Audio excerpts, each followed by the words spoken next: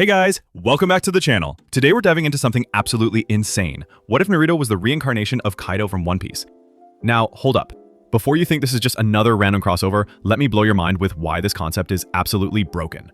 We're talking about Kaido, the man who's literally called the strongest creature in the world, who can tank attacks that would level mountains, transform into a massive dragon, and has haki so powerful it can split the freaking sky. This is the guy who survived falling from a sky island and just got up like it was a minor inconvenience. His conqueror's haki alone can knock out thousands of people just by existing. So we thought, what if we took this godlike powerhouse and reincarnated him as Naruto Uzumaki? Picture this. Instead of the Nine Tails, Naruto slowly awakens the memories and abilities of the King of Beasts himself. We're talking dragon transformations, spiritual pressure that makes Jonin kneel without even trying, and the kind of raw power that makes the entire ninja world rethink what strength even means. Here's what goes down. Naruto starts remembering fragments of Kaido's life during his first real fight, gradually awakening abilities that shouldn't exist in the ninja world.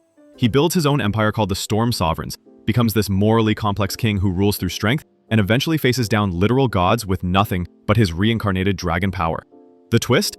He has to rediscover what it means to care about others while wielding power that could destroy everything he once loved. If this sounds epic, smash that like button, hit subscribe, and ring that notification bell, because we're about to dive deep into this pure masterpiece content. Alright, let's dive into this absolute banger. The afternoon sun cast long shadows across the Hidden Leaf village as Naruto Uzumaki stared at his freshly minted genin headband with an expression that would have unsettled anyone who knew the old him. Gone was the exuberant grin, the boisterous laughter that once echoed through the academy halls. In its place sat a cold, calculating gaze that seemed to pierce through the metal plate as if seeing something beyond it. "Congratulations, Naruto," Iruka-sensei said, his voice carrying a note of uncertainty that he couldn't quite shake. Something about his former student had changed in recent weeks, a shift so subtle yet profound that it left the Chunin instructor feeling like he was looking at a stranger wearing Naruto's face. Naruto's response was a grunt, barely acknowledging the sentiment. His fingers traced the leaf symbol etched into the headband, and for a moment, his blue eyes flickered with something ancient and predatory before returning to their usual color. "Team assignments will be announced tomorrow," Iruka continued, studying Naruto's face for any hint of the enthusiasm that once defined the boy. "You'll be placed with." "It doesn't matter," the words came out flat, devoid of emotion. Naruto stood from his desk with fluid grace that seemed too mature for his 12-year-old frame. "Whoever they pair me with will either keep up or fall behind." The other graduates had already filtered out, chattering excitedly about their new lives as shinobi. Only Sasuke Uchiha remained, his dark eyes fixed on Naruto with growing confusion and irritation. "What's your problem, Dobi?" Sasuke demanded, rising from his own seat. "You barely scraped by the graduation exam and now you're acting like you're better than everyone else." Naruto turned toward his classmate, and for a split second, Sasuke felt something he'd never experienced before in the blonde's presence: genuine intimidation. The air around Naruto seemed to grow heavy, oppressive, like the moment before a thunderstorm breaks. "Better?" Naruto's voice carried an odd quality, deeper than it should have been. "I don't think I'm better, Sasuke. I know I am." Before Sasuke could formulate a response, Naruto was gone, leaving only the faint scent of ozone in his wake. 3 days later, Team 7 found themselves trudging through the forests outside the village on what was supposed to be a simple C-rank escort mission. Their client, Tazuna the bridge builder, had assured them that the journey to the land of waves would be nothing more than a peaceful walk. Kakashi Hatake, their Jonin instructor, had been observing his newest student with growing concern. Naruto's behavior during their initial team exercises had been unsettling. The boy moved with a predator's grace, spoke with calculated efficiency, and showed none of the emotional investment in teamwork that defined most genin. "Something's not right," Sakura whispered to Sasuke as they walked. "Naruto's been acting weird for weeks now. It's like he's a completely different person."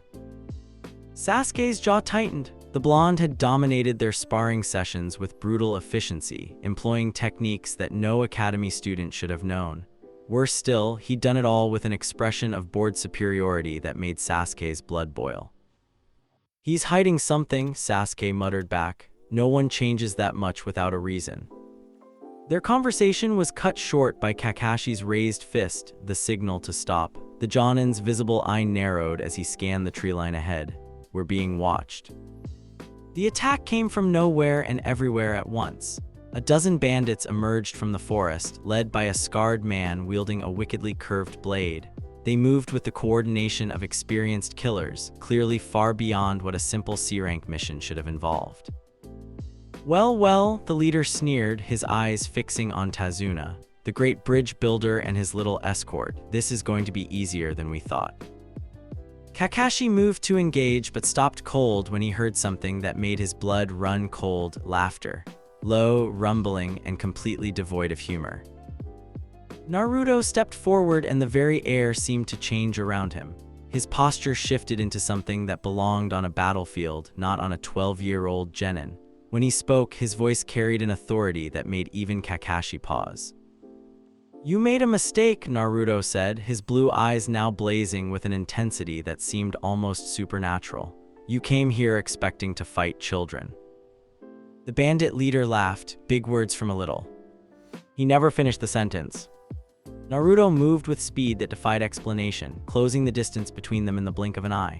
But it wasn't just his speed that shocked everyone present, it was the devastating efficiency of his assault. His first strike shattered the bandit's weapon and 3 ribs simultaneously. The second broke both his arms. The third sent him flying into a tree with enough force to crack the trunk. "Ro, the battle cry that erupted from Naruto's throat was inhuman, a roar that seemed to shake the very forest around them. What followed wasn't a fight, it was a slaughter. Naruto moved through the remaining bandits like a force of nature, each strike calculated to cause maximum damage. He fought with techniques that no academy had ever taught, employing a brutal combat style that seemed designed for war rather than capture. His hands moved in patterns that generated concussive force through the air itself, and more than once, his teammates could have sworn they saw scales flickering across his skin. When the dust settled, 11 bandits lay broken and unconscious around the clearing. The 12th, their leader, was conscious but barely, whimpering as Naruto stood over him with one foot planted firmly on his chest. "What are you?" the bandit gasped, blood trickling from his mouth. Naruto's head tilted, and for a moment, confusion flickered across his features. He blinked and suddenly seemed to see the carnage around him for the first time. His hands were shaking, stained with blood that wasn't his own. I don't," he stumbled backwards, staring at his hands in horror. "What did I do?" Kakashi was beside him in an instant, his experienced eye taking in the scene with growing alarm. The techniques Naruto had used, the brutal efficiency, the inhuman strength, none of it should have been possible for a genin, let alone one who had barely passed his graduation exam. "Naruto," Kakashi said carefully, his voice gentle but firm, "look at me." When Naruto raised his head, Kakashi saw something that chilled him to the bone: genuine terror, not at what had been done to him, but at what he had done to others. "I heard them," Naruto whispered, his voice cracking. "Voices, memories that aren't mine. I could see myself doing things, terrible things, but I couldn't stop. It felt so natural." Sakura and Sasuke could only stare, frozen by the display of violence they'd just witnessed. This wasn't the Naruto they knew, the loud, clumsy prankster who'd struggled through every academy exercise. This was something else entirely, something that wore their teammates' face but moved with the confidence of a seasoned killer. "We need to get back to the village," Kakashi decided. "This mission is clearly beyond what we were told to expect." But as they prepared to leave, Tazuna stepped forward, desperation clear in his weathered features. "Please," he begged. "If we turn back now, my people will die. The land of waves is being strangled by Gaara's tyranny. This bridge is our only hope." Naruto looked up from where he sat, still trembling from his own actions. Something in the old man's voice resonated with him, though he couldn't understand why. Deep in his mind, fragments of memory stirred images of islands, of people suffering under the boot of oppression, of the responsibility that came with overwhelming power. "We continue," he said quietly, his voice steady despite the confusion in his eyes. "But no more lies. If there are more enemies like this, I need to know." Kakashi studied his student's face, nodding the strange mixture of determination and fear that warred in his expression. Whatever was happening to Naruto, it was clearly beyond the boy's understanding or control, but the power he'd displayed. "Very well," the Jonin decided, "but we do this carefully, and Naruto," he fixed the blonde with a serious stare, "we're going to have a long conversation when this is over." As they resumed their journey, none of them noticed the scales that briefly flickered across Naruto's knuckles, or the way his shadow seemed to writhe and coil like something with a life of its own. Deep in his subconscious, ancient memories continued to stir, whispering of a time when he was known by a different name, when his roar could level mountains and his mere presence could make armies flee in terror. The reincarnation of Kaido, the king of beasts, was beginning to awaken, and the ninja world would never be the same. That night, as his teammates slept around their small campfire, Naruto sat apart from the group, staring into the flames with haunted eyes. The violence had felt so natural, so right in the moment. The way his body had moved, the techniques he'd employed, none of it had been learned in any academy. "Who am I?" he whispered to the dancing flames, unaware that in his dreams that night, he would see vast oceans, mythical islands, and hear the roar of dragons echoing across an endless sky. The beast within was stirring, and with each passing day, it grew stronger. The Hidden Leaf Village had never felt so suffocating to Naruto Uzumaki as it did in the week following their return from the Land of Waves. Every sideways glance from villagers, every whispered conversation that died when he passed, felt like invisible chains tightening around his chest. But what disturbed him most wasn't their fear, it was how little he seemed to care about it. Seated in the furthest corner of the village library, surrounded by dusty scrolls and forgotten histories, Naruto found himself drawn to texts he'd never had patience for before. His fingers traced ancient kanji with an understanding that shouldn't have existed, seeking answers to questions he couldn't properly formulate. Research again. Naruto didn't look up as Kakashi approached, his visible eye taking in the scattered scrolls covering mythical beasts and legendary warriors. "You've been here every day since we got back." "The voices are getting louder," Naruto said quietly, his voice carrying none of its former boisterousness. "Sometimes I remember things that never happened to me, fighting on islands I've never seen, leading armies that don't exist in this world." Kakashi settled into the chair across from him, nodding the dark circles under his student's eyes. "Have you considered speaking with the Hokage about this?" For the first time, Naruto looked up and Kakashi was struck by how much older his eyes appeared. "And tell him what? That I'm going insane, that I brutally beat a dozen men and felt nothing but satisfaction." The admission hung in the air between them like a blade. Kakashi had witnessed the aftermath of that fight, had seen the clinical precision with which Naruto had dismantled trained killers. But more unsettling was what he'd observed since, the way Naruto moved through the village like a predator among sheep, unconsciously asserting dominance through posture and presence alone. There, Naruto suddenly breathed, his finger stopping on a particular passage. "Look at this." Kakashi leaned forward to read the faded text, the Oni no Kaibutsu, whose very presence could command the loyalty of lesser beings. It is said his spiritual pressure alone could fell armies and his roar could summon storms from clear skies. "Spiritual pressure," Naruto repeated, something clicking in his mind. "I've been feeling something like that, especially when I'm angry or excited." As if summoned by his words, a low rumble echoed through the library. Books trembled on their shelves, and several small animals that had been nesting in the rafters suddenly fled in panic. The oppressive feeling that had been building around Naruto intensified, making the air itself feel heavy. "Naruto," Kakashi said carefully, his hand moving instinctively toward his weapon. "You need to control whatever that is." The blonde took a shuddering breath and gradually the pressure receded. "I don't know how I'm doing it," he admitted. "It just happens, like breathing." That evening, Naruto found himself on the village's outskirts, practicing the movements that felt increasingly natural to his body. His fists cut through the air with devastating force, each strike generating small sonic booms that echoed across the training ground. But it was the aftermath that truly unnerved him, the way small fissures appeared in the earth where his attacks landed, despite never making physical contact. "Impressive." Naruto spun around to find Sasuke watching from the tree line, his dark eyes unreadable. "How long have you been there?" "Long enough." Sasuke stepped into the clearing, his posture tense. "Want to explain what that was? Because last I checked, the academy didn't teach techniques that could split boulders without touching them." "I don't know what it was," Naruto replied honestly. "I don't know anything anymore." The frustration in his voice was palpable, and for a moment, Sasuke saw a glimpse of the teammate he remembered, lost and searching for answers.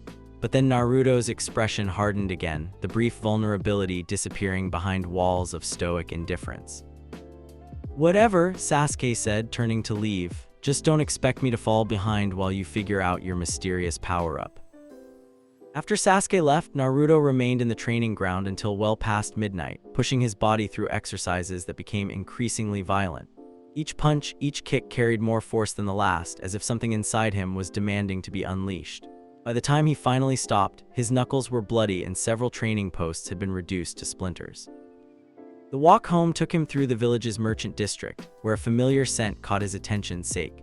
The aroma seemed to call to something deep within him, promising relief from the constant chaos in his head. Without fully understanding why, he found himself purchasing a bottle from a late-night vendor who was too drunk himself to question a 12-year-old's request for alcohol. The first sip burned his throat, but the second went down easier. By the third, the voices in his head had quieted to a whisper.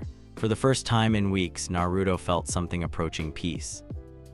"So this is where you've been hiding." Sakura's voice startled him from his reverie. She stood at the entrance to the small park where he'd settled, her medical training already assessing the bottle in his hands with disapproval. "Go away, Sakura," Naruto said without looking at her. "I'm not in the mood for lectures." "You're drinking," she stated, as if saying it aloud would make the situation more real. "You're 12 years old and you're drinking alone in a park." So, the casual indifference in his voice made her flinch. "It helps with the noise."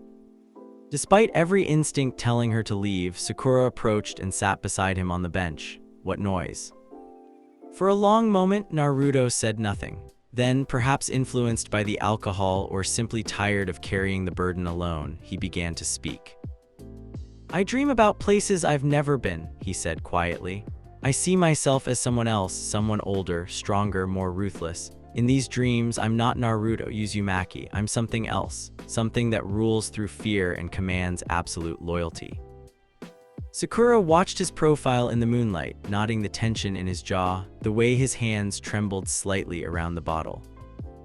"And the worst part," he continued, "is that it doesn't feel wrong. When I remember being that thing, it feels more real than being me." "Naruto. I killed them, you know." His voice was barely above a whisper. "Those bandits, I could have knocked them unconscious, could have restrained them, but I wanted to hurt them. I wanted them to suffer for daring to challenge me." The admission hung between them like a confession at a shrine. Sakura felt her breath catch in her throat, not just at his words, but at the calm way he delivered them. "That's not you," she said finally. "The Naruto I know would never." "Wouldn't he?" Naruto turned to look at her, and in the moonlight, his eyes seemed to glow with an inner fire. "How well do you really know me, Sakura? How well does anyone?" Before she could answer, a subtle change occurred in Naruto's appearance. His skin took on a slightly scaly texture, most noticeable along his jawline and the backs of his hands. The transformation lasted only seconds, but it was enough to make Sakura gasp and instinctively lean away from him. "What was that?" she breathed. Naruto looked down at his hands, seeing the last traces of scales fade back into normal skin. "I don't know," he admitted, "but it's getting stronger. Whatever I'm becoming, I can feel it changing me from the inside out." They sat in silence for several minutes, the weight of his revelation settling between them. Finally, Sakura spoke. "You need help, professional help. The Hokage has resources." "No," the word came out with such finality that it seemed to echo in the air around them. "This is my burden to bear, mine to understand. You don't have to face it alone." Naruto's laugh was bitter, devoid of any warmth. "Don't I? Look at how you're sitting right now, ready to run at the first sign of danger. Look at how Sasuke watches me like I'm a threat waiting to happen. Even Kakashi-sensei treats me like a bomb that might go off at any moment." Sakura opened her mouth to deny it, then closed it again. Because he was right. The fear was there, subtle but unmistakable. "I'm going home," Naruto said, standing and leaving the half-empty bottle on the bench. "Thanks for the conversation, Sakura, but next time you see me acting strange, maybe just keep walking." As he walked away, Sakura noticed something that made her blood run cold. Wherever Naruto's feet had touched the ground, small cracks had appeared in the stone pathway. The sheer weight of his presence was literally leaving marks on the world around him. That night, Naruto's dreams were more vivid than ever. He saw vast oceans and mythical creatures, felt the power to level mountains coursing through his veins. But most clearly, he saw a figure that looked like an older, more savage version of himself, crowned with horns, covered in scales, and radiating an authority that made gods themselves bow. When he woke, a single name echoed in his mind, spoken in a voice that was both his own and utterly foreign. Kaido. Across the village, Hiruzen Sarutobi sat in his office, reviewing reports that painted an increasingly troubling picture. Several Jonin had reported unusual spiritual pressure emanating from the direction of Naruto's apartment. Merchants had complained about their animals becoming agitated whenever the boy passed by. Most concerning of all, Kakashi's latest mission report contained details about techniques that shouldn't exist in their world. "What are you becoming, Naruto?" the Hokage murmured to himself, staring out at the village he'd sworn to protect. In the distance, storm clouds were gathering despite the weather forecast calling for clear skies. And in his apartment, Naruto sat by his window, unconsciously flexing hands that showed the faintest outline of scales, while something ancient and terrible continued to stir within the depths of his soul. The beast was awakening, and with each passing day, the line between Naruto Uzumaki and the King of Beasts grew thinner. 6 months had passed since the incident in the park, and the changes in Naruto Uzumaki had become impossible to ignore. What had once been subtle shifts in behavior had evolved into a complete transformation of presence and personality. The village whispered about the Drunken Demon, a cruel nickname born from his increasingly public alcohol consumption, and the aura of menace that seemed to follow him wherever he went. Standing in the academy's main hall alongside hundreds of other genin hopefuls, Naruto cut a striking figure. Gone was the bright orange jumpsuit, replaced by dark clothing that seemed to absorb light rather than reflect it. His blonde hair had grown longer, often falling across eyes that now held the calculating gaze of a predator surveying potential prey. Sasuke muttered from beside him, his own frustration evident. "Look at all these weaklings. Half of them will probably wet themselves before the first exam even begins." Naruto's response was a low chuckle that somehow managed to sound both amused and threatening. "Let them. Fear makes people predictable." The casual dismissal in his voice made Sakura shift uncomfortably. Over the past months, she'd watched her teammate become increasingly distant, more clinical in his approach to everything. The boy who once declared he'd become Hokage had been replaced by someone who seemed to view the entire world as beneath his notice. "Naruto Uzumaki." The voice came from behind them, another genin team from a minor village. 3 older boys who'd clearly been held back from previous years, their leader sporting a cocky grin that suggested he thought he'd found easy prey. "That's the dead last from Konoha, right?" The boy laughed loud enough to draw attention. "I heard he barely passed his graduation exam. What's someone like that doing in the Chunin exams?" The effect of his words was immediate and terrifying. The temperature in the immediate area seemed to drop several degrees, and several genin found themselves taking instinctive steps backward without understanding why. Naruto turned slowly, his movements fluid and deliberate, like a great cat acknowledging a particularly annoying insect. "Did you say something?" Naruto's voice was conversational, almost friendly, but there was something underneath it, a current of violence that made even experienced Chunin proctors look up from their preparations. The boy who'd spoken suddenly found himself fighting the urge to kneel. Sweat beaded on his forehead as an overwhelming sense of his own inadequacy crashed over him like a physical weight. Around them, weaker genin began to tremble, some unconsciously backing away from the confrontation. I was just," the boy stammered, his earlier bravado evaporating under Naruto's stare. "You were just leaving," Naruto finished for him, the words carrying such absolute authority that the 3 genin found themselves nodding and retreating before they'd consciously decided to do so. "What the hell was that?" Sasuke demanded once they were gone, his Sharingan flickering to life as he studied his teammate. "That wasn't chakra, that was something else entirely." Naruto's only response was a slight smile that didn't reach his eyes. The first 2 portions of the Chunin exams passed in a blur of mediocrity. The written test posed no challenge to someone whose dreams were filled with strategic knowledge that spanned decades of warfare. The psychological pressure that broke lesser candidates barely registered to someone who had commanded armies in another life. But it was in the forest of death that Naruto's true nature began to show itself. Team 7 had been moving through the dense woodland for only an hour when they encountered their first opposition, a 3-man team from the Hidden Rain village who had decided to ambush them near a small clearing. Konoha Genin, their leader, called out, dropping from the trees with his teammates flanking him. Hand over your scroll and we'll make this quick. Kakashi had drilled into them the importance of teamwork, of coordination, and mutual support. But as the Rain Genin moved to attack, Naruto stepped forward with a casual gesture that stopped his teammates in their tracks. Stay back, he said simply, this won't take long. What followed wasn't a fight, it was a demonstration. Naruto moved through the three opponents with an efficiency that bordered on contempt. His strikes were precise, devastating, and completely unlike anything taught in the academy. He fought with a style that seemed designed for war rather than sparring, each technique calculated to cause maximum damage while expending minimal effort.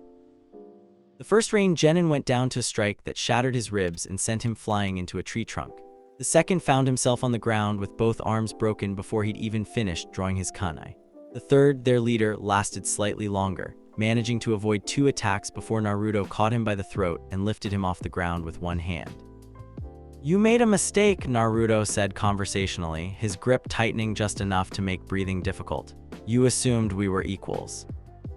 The casual cruelty in his voice made Sakura gasp. This wasn't the protective fury they'd seen against the bandits. This was cold, calculated domination. Naruto, she called out, her voice shaking. That's enough, you've won. For a moment, something flickered in Naruto's eyes, a brief struggle between two different natures. Then he released his grip, allowing the Rain Genin to collapse, gasping, to the forest floor. Take their scroll, he ordered his teammates, and let them live with the knowledge that they were beneath my notice. As they continued deeper into the forest, Sasuke found himself studying his teammate with growing unease. The techniques Naruto had used, the casual display of overwhelming power, none of it made sense. But more disturbing was the way he'd looked while fighting, as if he was remembering something rather than learning. Their next encounter came at sunset when they stumbled across another team that had made camp in a small clearing. But these weren't ordinary genin. Even from a distance, it was clear they were older, more experienced, and infinitely more dangerous. Hidden sound, Sasuke identified, nodding their headbands. They're not supposed to be here. They're not genin either, Sakura added, her medical training picking up on details others might miss. Look at their muscle development, their scars, these are experienced fighters. The sound team had noticed them as well, and their leader, a tall man with silver hair and predatory smile, stood to address them. Well, well, he called out, Konoha's newest crop of cannon fodder, how convenient. But as the words left his mouth, something changed in the clearing. The air grew heavy, oppressive, as if a storm was building overhead. Birds fell silent, small animals fled, and even the insects stopped their chirping. Naruto stepped into the open, and for the first time since entering the forest, he smiled.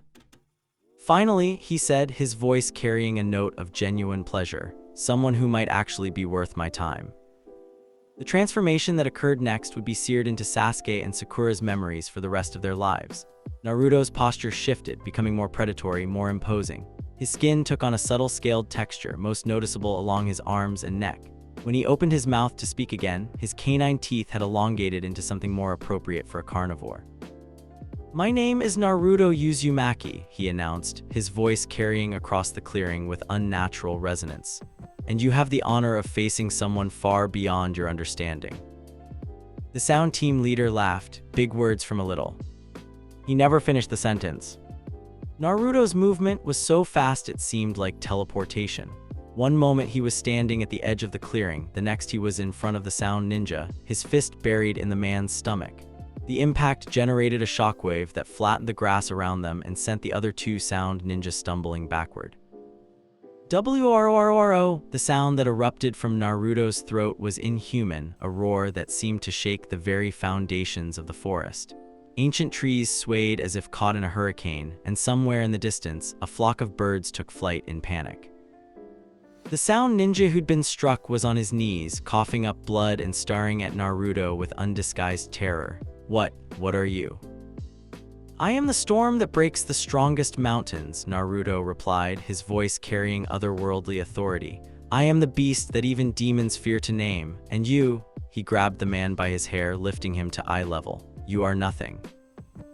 The other two sound ninja tried to mount a rescue attempt, but they moved like actors in a play compared to Naruto's devastating reality.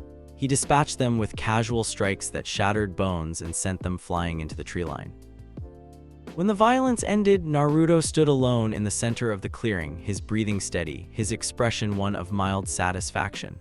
The scaled texture of his skin was more pronounced now, and his eyes had taken on a golden hue that reflected light like a cat's. Naruto, Sasuke's voice was tight with something between awe and fear. What the hell was that technique? Technique? Naruto turned to his teammates and they could see that he was struggling to understand his own actions. I don't know, it felt like remembering something I'd always known. Sakura approached one of the fallen sound ninja, checking his pulse with shaking hands. They're alive, but barely. Naruto, you could have killed them. I could have, he agreed, his voice carrying no remorse. Perhaps I should have. The strong survive, the weak perish, that's the natural order. The casual dismissal of human life made both his teammates step back. This wasn't the Naruto they'd grown up with, this was something else wearing his face, speaking with his voice. As they made camp that night, Sasuke found himself unable to sleep. He'd always prided himself on being the strongest of their generation, the prodigy who would restore his clan's honor. But what he'd witnessed today challenged everything he thought he knew about power. You're awake, Naruto observed from where he sat keeping watch, a bottle of sake balanced on his knee. Can't sleep, Sasuke replied, too much to think about. Such as where you learn to fight like that, such as what you really are. Sasuke's sharing and activated, studying Naruto's chakra signature. What he saw made him gasp. The chakra pattern was unlike anything he'd encountered, wild, primal, and vast beyond comprehension. But underneath it, woven through it like a second source of power, was something else entirely. Something that didn't feel like chakra at all. You're not human, Sasuke stated. It wasn't a question. Naruto took a long drink from his bottle before responding. I'm beginning to think you might be right. Then what are you? I don't know, Naruto admitted, but I'm starting to remember. In dreams, in moments of violence, I see fragments of another life, another self. Someone who commanded respect through strength alone, who ruled over seas and islands, who was feared by gods and mortals alike. That's impossible. Is it? Naruto's golden eyes fixed on Sasuke. You've seen what I can do. You felt the pressure I radiate when I'm angry. Tell me that's normal for a genin who barely passed his graduation exam. Sasuke had no answer for that. The next morning brought their encounter with Gaara of the Sand, and with it, the first meeting between two monsters who recognized each other instantly. Gaara had been standing over the broken bodies of 3 Rain Genin when Team 7 arrived at the clearing. His sand still swirled around him, stained with blood, while his pale eyes held the satisfaction of someone who had just satisfied a deep hunger. More prey, Gaara observed, his voice carrying the flat affect of someone who viewed human life as an inconvenience. But as his gaze fell on Naruto, something changed. The sand around him began to move more erratically, responding to his sudden tension, because what he was seeing didn't make sense. Standing before him was another genin, barely older than himself. But the presence radiating from the blonde boy was overwhelming, a spiritual pressure that made even his demon stir uneasily within its seal. You're not like the others, Gaara said, his voice losing some of its mechanical quality. Neither are you, Naruto replied, stepping forward without fear or hesitation. Around him, the air began to shimmer with heat and faint traces of scales appeared along his exposed skin. The two monsters circled each other like great predators, each recognizing something kindred in the other. Sasuke and Sakura watched in horrified fascination as two beings who clearly transcended normal human limits prepared to test themselves against each other. I am Gaara of the desert, the redhead announced, and I live to prove my existence by ending others. I am Naruto Uzumaki, came the response, spoken with absolute authority, and I live to stand above all others. The battle that followed shook the forest of death to its foundations. Gaara's sand met Naruto's overwhelming physical power in a clash that split trees and carved canyons in the earth. But as the fight progressed, it became clear that they were evenly matched, two forces of nature testing themselves against each other.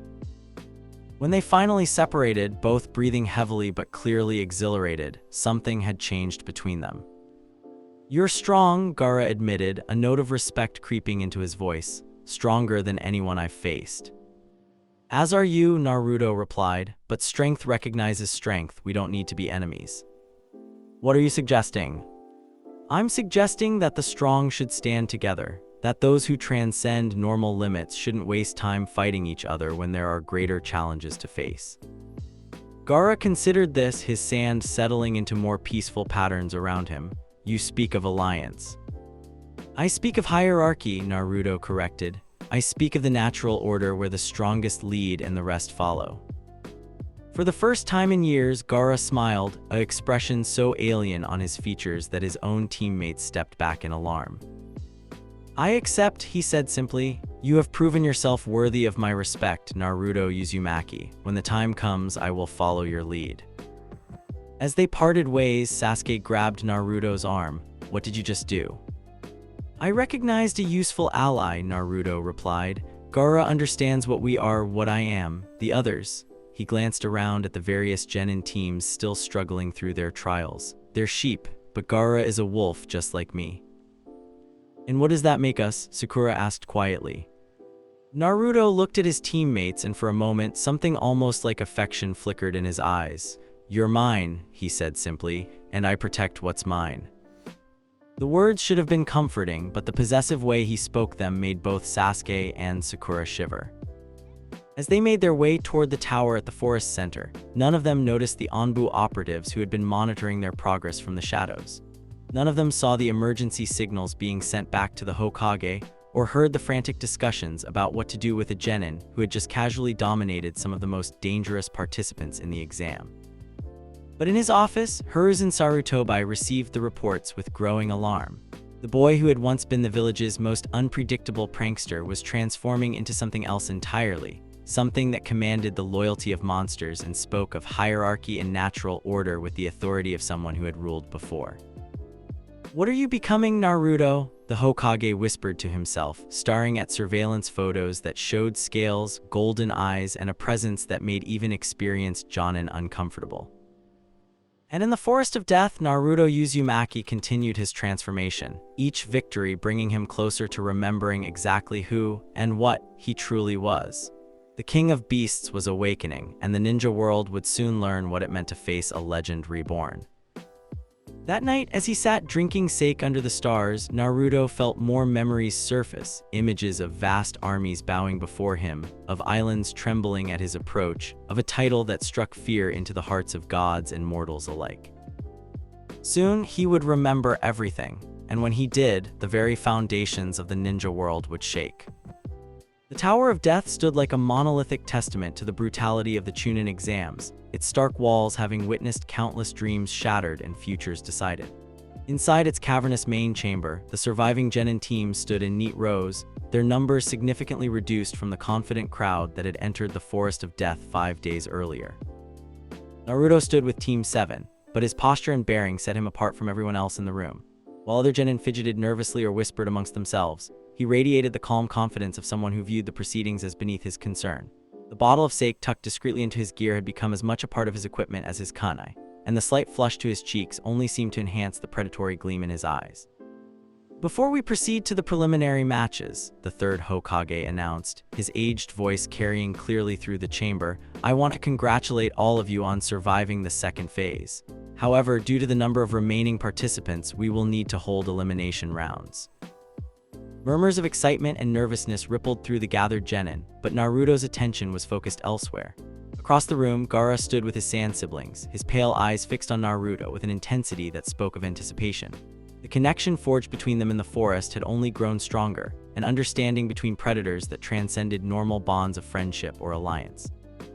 "The first match," Hate Gecko announced, his sickly voice somehow appropriate for the morbid atmosphere, "will be Naruto Uzumaki versus Neji Hyuga." A ripple of interest went through the crowd. The Hyuga prodigy versus the Academy's former dead last. On paper, it should have been a massacre. But those who had witnessed Naruto's transformation over the past months knew better than to dismiss him so easily. Neji descended to the arena floor with fluid grace, his Byakugan already active as he studied his opponent. What he saw through his enhanced vision made him pause. Naruto's chakra network was unlike anything he'd encountered, wild, chaotic, and shot through with something that didn't register as chakra at all. "Naruto Uzumaki," Neji said as they faced each other in the center of the arena. "I've heard interesting things about your recent evolution, but bloodline superiority cannot be overcome by mere brutality." Naruto's response was a laugh that somehow managed to sound both amused and threatening. "Bloodline superiority?" He tilted his head, studying Neji with the interest a scientist might show a particularly fascinating specimen. "You think your eyes make you special. The Byakugan is the pinnacle of." "The Byakugan is a party trick compared to true power." Naruto's voice carried across the arena with unnatural resonance, and several genin in the stands found themselves leaning forward despite themselves. "But please, show me what you think makes you worthy of my attention." The casual dismissal in his tone made Neji's jaw tighten. "Hajime," Hayate called, and the Hyuga prodigy moved instantly. Neji's assault was textbook perfect, a combination of the gentle fist technique and superior positioning that should have overwhelmed any genin opponent. His palms struck with precise accuracy, targeting chakra points that would cripple most fighters. But Naruto wasn't most fighters. Each strike that should have sealed his chakra points seemed to slide off him like water off stone. Where Neji's fingers touched, brief flashes of scaled skin appeared, deflecting the precise attacks with contemptuous ease. "Impossible," Neji breathed, his Byakugan showing him something that defied understanding. "Your chakra points, they're not where they should be." "That's because I'm not what you think I am," Naruto replied conversationally, catching Neji's next strike in his bare hand. The casual display of strength, stopping the Hyuga's enhanced attack with no apparent effort, sent a shockwave of disbelief through the watching crowd. "Let me show you the difference between us," Naruto continued, his grip tightening on Neji's captured hand. "You think power comes from bloodlines, from techniques passed down through generations, but true power," his eyes began to glow with that familiar golden light, "true power comes from being born to rule." The pressure that erupted from Naruto was unlike anything the arena had ever witnessed. It wasn't chakra, it was something more primal, more fundamental. The very air grew heavy, oppressive, and every person in the stands felt an overwhelming urge to kneel. Several genin actually did, their legs giving out under the spiritual weight of Naruto's presence. Even some of the Jonin instructors found themselves taking involuntary steps backward. "What is this?" Neji gasped, his usually composed demeanor cracking as he fought against the urge to prostrate himself before his opponent. "This," Naruto said, his voice carrying otherworldly authority, "is what it means to stand in the presence of a king." The transformation that followed would be remembered by everyone present for the rest of their lives. Naruto's skin took on a distinctly scaled texture, his muscles seeming to expand beneath his clothes. His canine teeth elongated into proper fangs, and when he opened his mouth to speak, wisps of what looked like steam or smoke escaped. But it was his eyes that truly captured attention, no longer blue, no longer even entirely human. They blazed with golden fire, pupils contracted into vertical slits that spoke of something far more ancient and dangerous than any 12-year-old should possess. "You wanted to see superior bloodline?" Naruto asked, his voice now carrying undertones that seemed to reverberate in the listener's bones. "Let me show you what that really means." The punch he threw at Neji wasn't particularly fast. Anyone with Chunin-level training could have seen it coming.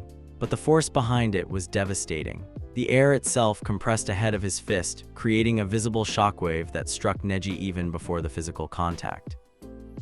The impact sent the Hyuga prodigy flying across the arena, his body hitting the far wall with enough force to create a spiderweb of cracks in the stone. But Naruto wasn't finished.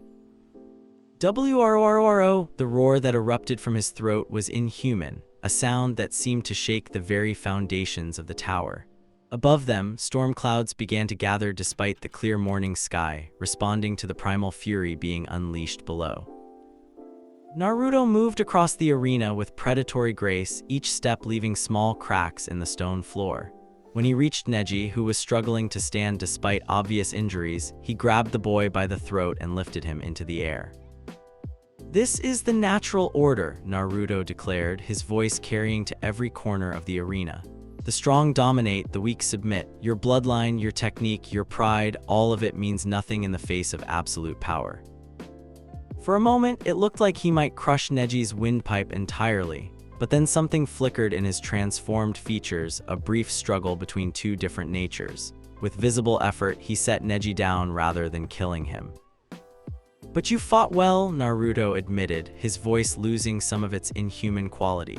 "That earns you the right to kneel rather than die." The words weren't a request or a suggestion, they carried the weight of absolute command. Despite every fiber of his proud nature rebelling against it, Neji found himself sinking to one knee, his head bowed in submission. "Winner, Naruto Uzumaki," Hate announced, his voice barely audible over the stunned silence that had fallen over the arena. As Naruto walked back to join his team, the scaled texture of his skin gradually faded, his eyes returning to their normal blue. But the impression he'd left, the demonstration of power that transcended normal understanding, lingered in the minds of everyone present. "What the hell was that?" Sasuke demanded as Naruto rejoined them, his Sharingan still spinning as it tried to process what he'd witnessed. "That was me finally starting to remember," Naruto replied, taking a discreet sip from his bottle. "And that was a demonstration for everyone watching. Let them know what they're dealing with." In the stands, various village representatives were having urgent, whispered conversations. The display of power they just witnessed was far beyond anything a genin should possess. It was the kind of raw spiritual pressure associated with legendary figures from history. "Hokage-sama," one of the Anbu operatives whispered urgently to Hiruzen, "should we intervene? That level of power is exactly what I was afraid of," the third Hokage finished quietly. His aged eyes never left Naruto's figure as the boy settled back into casual observation of the remaining matches. "But intervening now would only make things worse. We need to understand what we're dealing with first." The preliminary matches continued, but the atmosphere in the arena had fundamentally changed. Every participant now moved with the awareness that there was something among them that transcended normal definitions of power. When Gaara's turn came, a brutal dismantling of his opponent that left the Sand Genin standing in a pool of blood, his pale eyes sought out Naruto in the stands. The blonde nodded once, a gesture of approval that carried the weight of a king acknowledging a worthy lieutenant. "You see it too, don't you?" Gaara asked as he passed Naruto on his way back to the stands. "The way they all look at us now." "Fear," Naruto confirmed, "fear and recognition. They're beginning to understand the natural hierarchy. And when they fully understand, then they'll have a choice to make," Naruto replied, his golden eyes gleaming. "Kneel and serve or be broken and discarded." The casual way he spoke of domination and subjugation made several nearby genin shiver, but there was something in his tone that suggested this wasn't mere arrogance. It was the simple statement of someone who viewed such things as inevitable natural law. When all the preliminary matches concluded, the participants were given a month to prepare for the finals. As the crowd began to disperse, various Jonin instructors approached their students with training plans and strategies. But when Kakashi approached Team 7, he found himself facing a dynamic he didn't know how to navigate.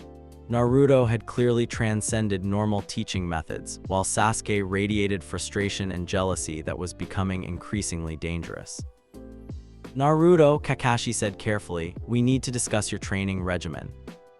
"I don't need training," Naruto interrupted. "I need remembering. Each fight, each display of power brings more of it back. Soon I'll know everything I once was." "And what exactly were you?" Kakashi asked, though he wasn't sure he wanted to hear the answer. "A king," Naruto replied simply. "A ruler of seas and storms, commander of armies, the strongest creature in a world of legends." He looked up at Kakashi with eyes that suddenly seemed far too old for his face, and I'm beginning to remember why that mattered. That evening, as the various villages' representatives gathered for their own urgent discussions, a different kind of meeting was taking place in an abandoned training ground outside Konoha. Naruto sat on a large boulder, bottle in hand, while Neji knelt nearby in a posture that somehow managed to convey both submission and dignity. The Hyuga prodigy's injuries had been treated, but more significant than his physical wounds were the changes in his demeanor. You understand now, Naruto observed, studying the boy who had once spoken so confidently of fate and superiority. I understand that I was wrong, Neji admitted. Bloodlines, techniques, training, none of it matters in the face of what you are. And what am I? Something beyond our understanding, something that was always meant to rule while the rest of us were meant to serve. The simple acceptance in his voice was more significant than any oath of loyalty could have been. Naruto nodded approvingly. You'll serve me then, not Konoha, not the Hyuga clan, but me personally. Yes, the word came without hesitation. I've seen true power now, everything else feels like children playing at war. As if summoned by their conversation, Gaara emerged from the shadows, sand swirling around him in patterns that spoke of agitation barely held in check. The Sand Council wants to withdraw me from the finals, he reported, his voice flat. They're afraid of what might happen if I face you directly. And what did you tell them? That their fear is justified but irrelevant. I serve power, not politics. Naruto smiled at that, an expression that somehow managed to be both warm and predatory. Good, then let's give them something to really fear. He stood, draining the last of his bottle and tossing it aside. When he spoke again, his voice carried the authority of someone accustomed to being obeyed without question. In 1 month, the finals will begin. By then, I want everyone to understand exactly what they're dealing with. Spread the word, not through official channels, but through whispers, through rumors. Let them know that something has awakened in Konoha, something that remembers what it means to rule. And if the villages unite against you, Neji asked. Then they'll learn why legends are legends, Naruto replied, his eyes gleaming with golden fire, and why kings remain kings long after their supposed deaths. As his newly sworn followers departed to carry out his wishes, Naruto remained alone in the training ground, staring up at storm clouds that had gathered despite the weather reports calling for clear skies. In his mind, more memories were stirring, images of vast fortresses, of armies that spanned continents, of a throne room where the strongest beings in existence came to pay their respects. He was beginning to remember not just who he had been, but why his reign had been absolute. The King of Beasts was awakening, and soon, the ninja world would understand what it meant to kneel before true power. In the distance, thunder rumbled across the clear night sky, and those who heard it felt an inexplicable urge to look toward the training grounds where a legend was remembering how to be legendary. The finals would be interesting indeed. The month following the Chunin exam preliminaries had transformed the very atmosphere of the ninja world. What began as whispered rumors in shadowy taverns and back-alley meetings had evolved into a growing awareness that something fundamental was shifting in the balance of power. Naruto Uzumaki no longer called Konoha home. The abandoned fortress of Tanchojai, once a strategic stronghold during the Second Great Ninja War, now served as the headquarters for something unprecedented in the modern era, a faction that answered to no village, no daimyo, no traditional authority save one, the will of their self-proclaimed king. The stronghold itself had been transformed over the past weeks. Ancient stone walls bore new banners depicting a coiled dragon wreathed in storm clouds, while the central courtyard had been converted into a training ground where the sound of clashing steel and unleashed power echoed from dawn to dusk. Report, Naruto commanded from his position atop the fortress's highest tower, a bottle of sake balanced casually on the stone parapet beside him. Below, Gaara materialized from a swirl of sand, his pale eyes reflecting the satisfaction of a predator who had successfully completed a hunt. The hidden grass village has agreed to our arrangement. Their Jonin commander was surprisingly reasonable once I demonstrated the futility of resistance. And the casualties? Minimal, 3 broken bones, several bruised egos, and one very convincing display of what happens when sand meets human respiratory systems. Gaara's smile was sharp, humorless. They'll provide intelligence on Iwa and Kiri movements in exchange for being left alone. Naruto nodded approvingly. Over the past month, he had begun to remember not just power, but the art of wielding it effectively. Domination through fear was useful, but domination through calculated displays of strength was infinitely more efficient. Neji, he called, and the former Hyuga prodigy appeared beside him with the silent efficiency that had made him invaluable as both spy and enforcer. The Konoha response, Naruto asked. Confused panic mixed with desperate hope, Neji reported. The Hokage has authorized teams to monitor our activities, but they've been instructed not to engage directly. Kakashi-sensei has requested permission to approach you personally. Let him come, but he comes alone, and he comes as a supplicant, not as a teacher. Naruto's voice carried the casual authority of someone accustomed to having his will treated as natural law. What of the other villages? Kumo has mobilized 2 Anbu squads to investigate. Iwa is maintaining official neutrality while secretly funding mercenary groups to test our defenses. Kiri, Neji paused, consulting a scroll. Kiri appears to be in the midst of their own internal power struggle. The Mizukage has sent no official response. From the shadows near the tower's entrance, another voice spoke up. That's because the Mizukage is dead. The speaker emerged into the moonlight, Zabuza Mamachi, the demon of the hidden mist, his massive executioner's blade strapped across his back. Behind him, Haku followed with the silent grace that had made him legendary among the Hunter Nin. Dead, Naruto's interest sharpened. Explain. Civil war, Zabuza replied, settling into a comfortable crouch that still somehow managed to convey lethal readiness. The bloodline purges finally reached their logical conclusion. Half the village is in open revolt, the other half is too busy hunting their own people to worry about external threats. Opportunities. Several, Haku interjected, his melodious voice carrying undertones of steel. Key infrastructure is undefended, strategic locations are abandoned, and there are numerous powerful bloodline wielders who would welcome the protection of someone strong enough to guarantee their survival. Naruto considered this, taking a thoughtful sip from his bottle. In his dreams and recovered memories, he saw the patterns of conquest and consolidation that had once made him master of vast territories. The ninja world was ripe for such expansion, fragmented, suspicious of each other, bound by traditions that made them predictable. Zabuza Haku, he commanded, return to the land of water. Offer our protection to any bloodline clans willing to swear loyalty to me personally. Make it clear that service will be rewarded, but betrayal will result in extinction. And if we encounter resistance from the loyalist forces, eliminate them, Naruto replied without hesitation, but leave survivors to spread the word. I want everyone to know that the Storm Sovereigns protect those who serve and destroy those who oppose. As his lieutenants departed to carry out their orders, Naruto found himself alone with his thoughts and his sake.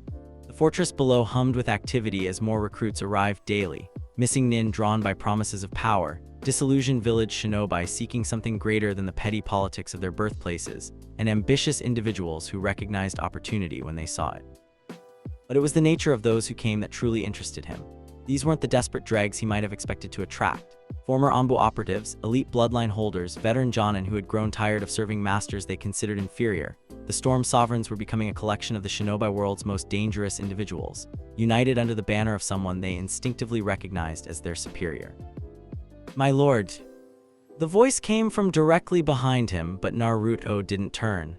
After weeks of training together, he had learned to recognize the unique chakra signature of each of his followers. Speak, Neji. A messenger from Konoha, not official, one of the genin from our class, Rock Lee. That did make Naruto turn. Lee's fanatical loyalty to his ideals of youth and hard work made him an unlikely candidate for clandestine messaging. Send him up. Minutes later, Rock Lee bounded onto the tower with his characteristic enthusiasm, though even his eternally optimistic demeanor seemed subdued in Naruto's presence. The oppressive spiritual pressure that now surrounded the blonde constantly made it difficult for anyone to maintain normal emotional states. Naruto-kun, Lee began with his usual volume, then immediately moderated his tone as golden eyes fixed on him with predatory interest. That is to say, I have been asked to deliver a message. By whom? Sasuke-kun, he wishes to speak with you privately, without the involvement of Sensei or the Hokage. Interesting, Naruto had been wondering when his former teammate's pride would finally drive him to make a move. The month of separation had clearly been eating at the Uchiha, especially as reports of Naruto's growing power and influence reached the village. Tell him he may come, Naruto decided, but he comes alone, he comes unarmed, and he comes acknowledging that he enters my domain as a guest, not an equal. Lee's eyes widened at the casual arrogance in Naruto's voice. Naruto-kun, surely you don't mean. I mean exactly what I said. The words carried such finality that Lee found himself nodding before he'd consciously decided to do so. And Lee. Yes. The next time someone sends you as a messenger, make sure you understand that you're entering the presence of royalty. Act accordingly. As Lee departed, clearly shaken by the encounter, Naruto allowed himself a moment of genuine amusement. The boy's unwavering dedication to his principles was almost refreshing in a world where most people bent like reeds in the wind. 3 days later, Sasuke Uchiha arrived at the fortress gates just as the sun was setting. His approach had been monitored from the moment he left Konoha's borders, but Naruto had instructed his followers to let him pass unimpeded. The Uchiha heir moved through the fortress corridors with visible tension, his sharingan active as he took in the organized efficiency of what he'd expected to be a ragtag collection of criminals. Instead, he found himself walking through what amounted to a military installation, complete with training facilities, armories, and living quarters that spoke of permanent occupation rather than temporary rebellion. Impressive, isn't it? Sasuke spun toward the voice, finding Gaara emerging from an alcove where he'd been invisible until choosing to reveal himself. The efficiency with which he's built all this, Gaara continued, sand swirling around his feet in lazy patterns. 1 month, Uchiha, 1 month to go from academy graduate to the leader of the most dangerous organization in the elemental nations. Where is he? Where he always is at this hour, the throne room. Sasuke's eyes narrowed. Throne room. What else would you call it? Gaara's smile was sharp, knowing, the chamber where a king holds court. The great hall of the fortress had indeed been transformed into something approaching a throne room. Banners bearing the storm's sovereign symbol hung from the vaulted ceiling, while the far end of the chamber featured a raised dais where an ornate chair, not quite elaborate enough to be called a throne, but clearly designed to elevate its occupant above supplicants, commanded attention. Naruto sat in that chair with casual authority, a bottle of sake balanced on one armrest, while various documents and reports were spread across a table beside him. He looked up as Sasuke entered, and the Uchiha was struck by how much his former teammate had changed. Gone entirely was any trace of the loud, obnoxious prankster from their academy days. The figure before him radiated confidence and power with every breath, his posture that of someone who had never doubted his right to command. When those blue eyes, now frequently flecked with gold, fixed on him, Sasuke felt something he'd rarely experienced, the instinctive recognition of a superior predator. Sasuke, Naruto said, his voice carrying easily across the chamber despite its conversational tone. I was wondering when you'd work up the courage to come see me. The casual dismissal in his tone made Sasuke's jaw tighten. Courage? You think I was afraid? Weren't you? Naruto leaned back in his chair, studying his former teammate with the interest a chess master might show a particularly challenging puzzle. You've been hearing the reports for weeks. My growing power, my expanding influence, the way even veteran Jonin speak my name with something approaching reverence. Of course you were afraid. I fear nothing, Sasuke declared, his sharingan spinning to full activation. Then why didn't you come sooner? The question hung in the air between them, unanswered because they both knew the truth. Sasuke had spent the month in increasingly desperate training, pushing himself beyond safe limits in an attempt to bridge the gap he'd witnessed during the preliminary matches. But every technique mastered, every limit broken, only served to highlight the vast chasm that had opened between them. What do you want, Sasuke? Naruto asked, rising from his chair with fluid grace. You didn't come all this way just to glare at me with those red eyes.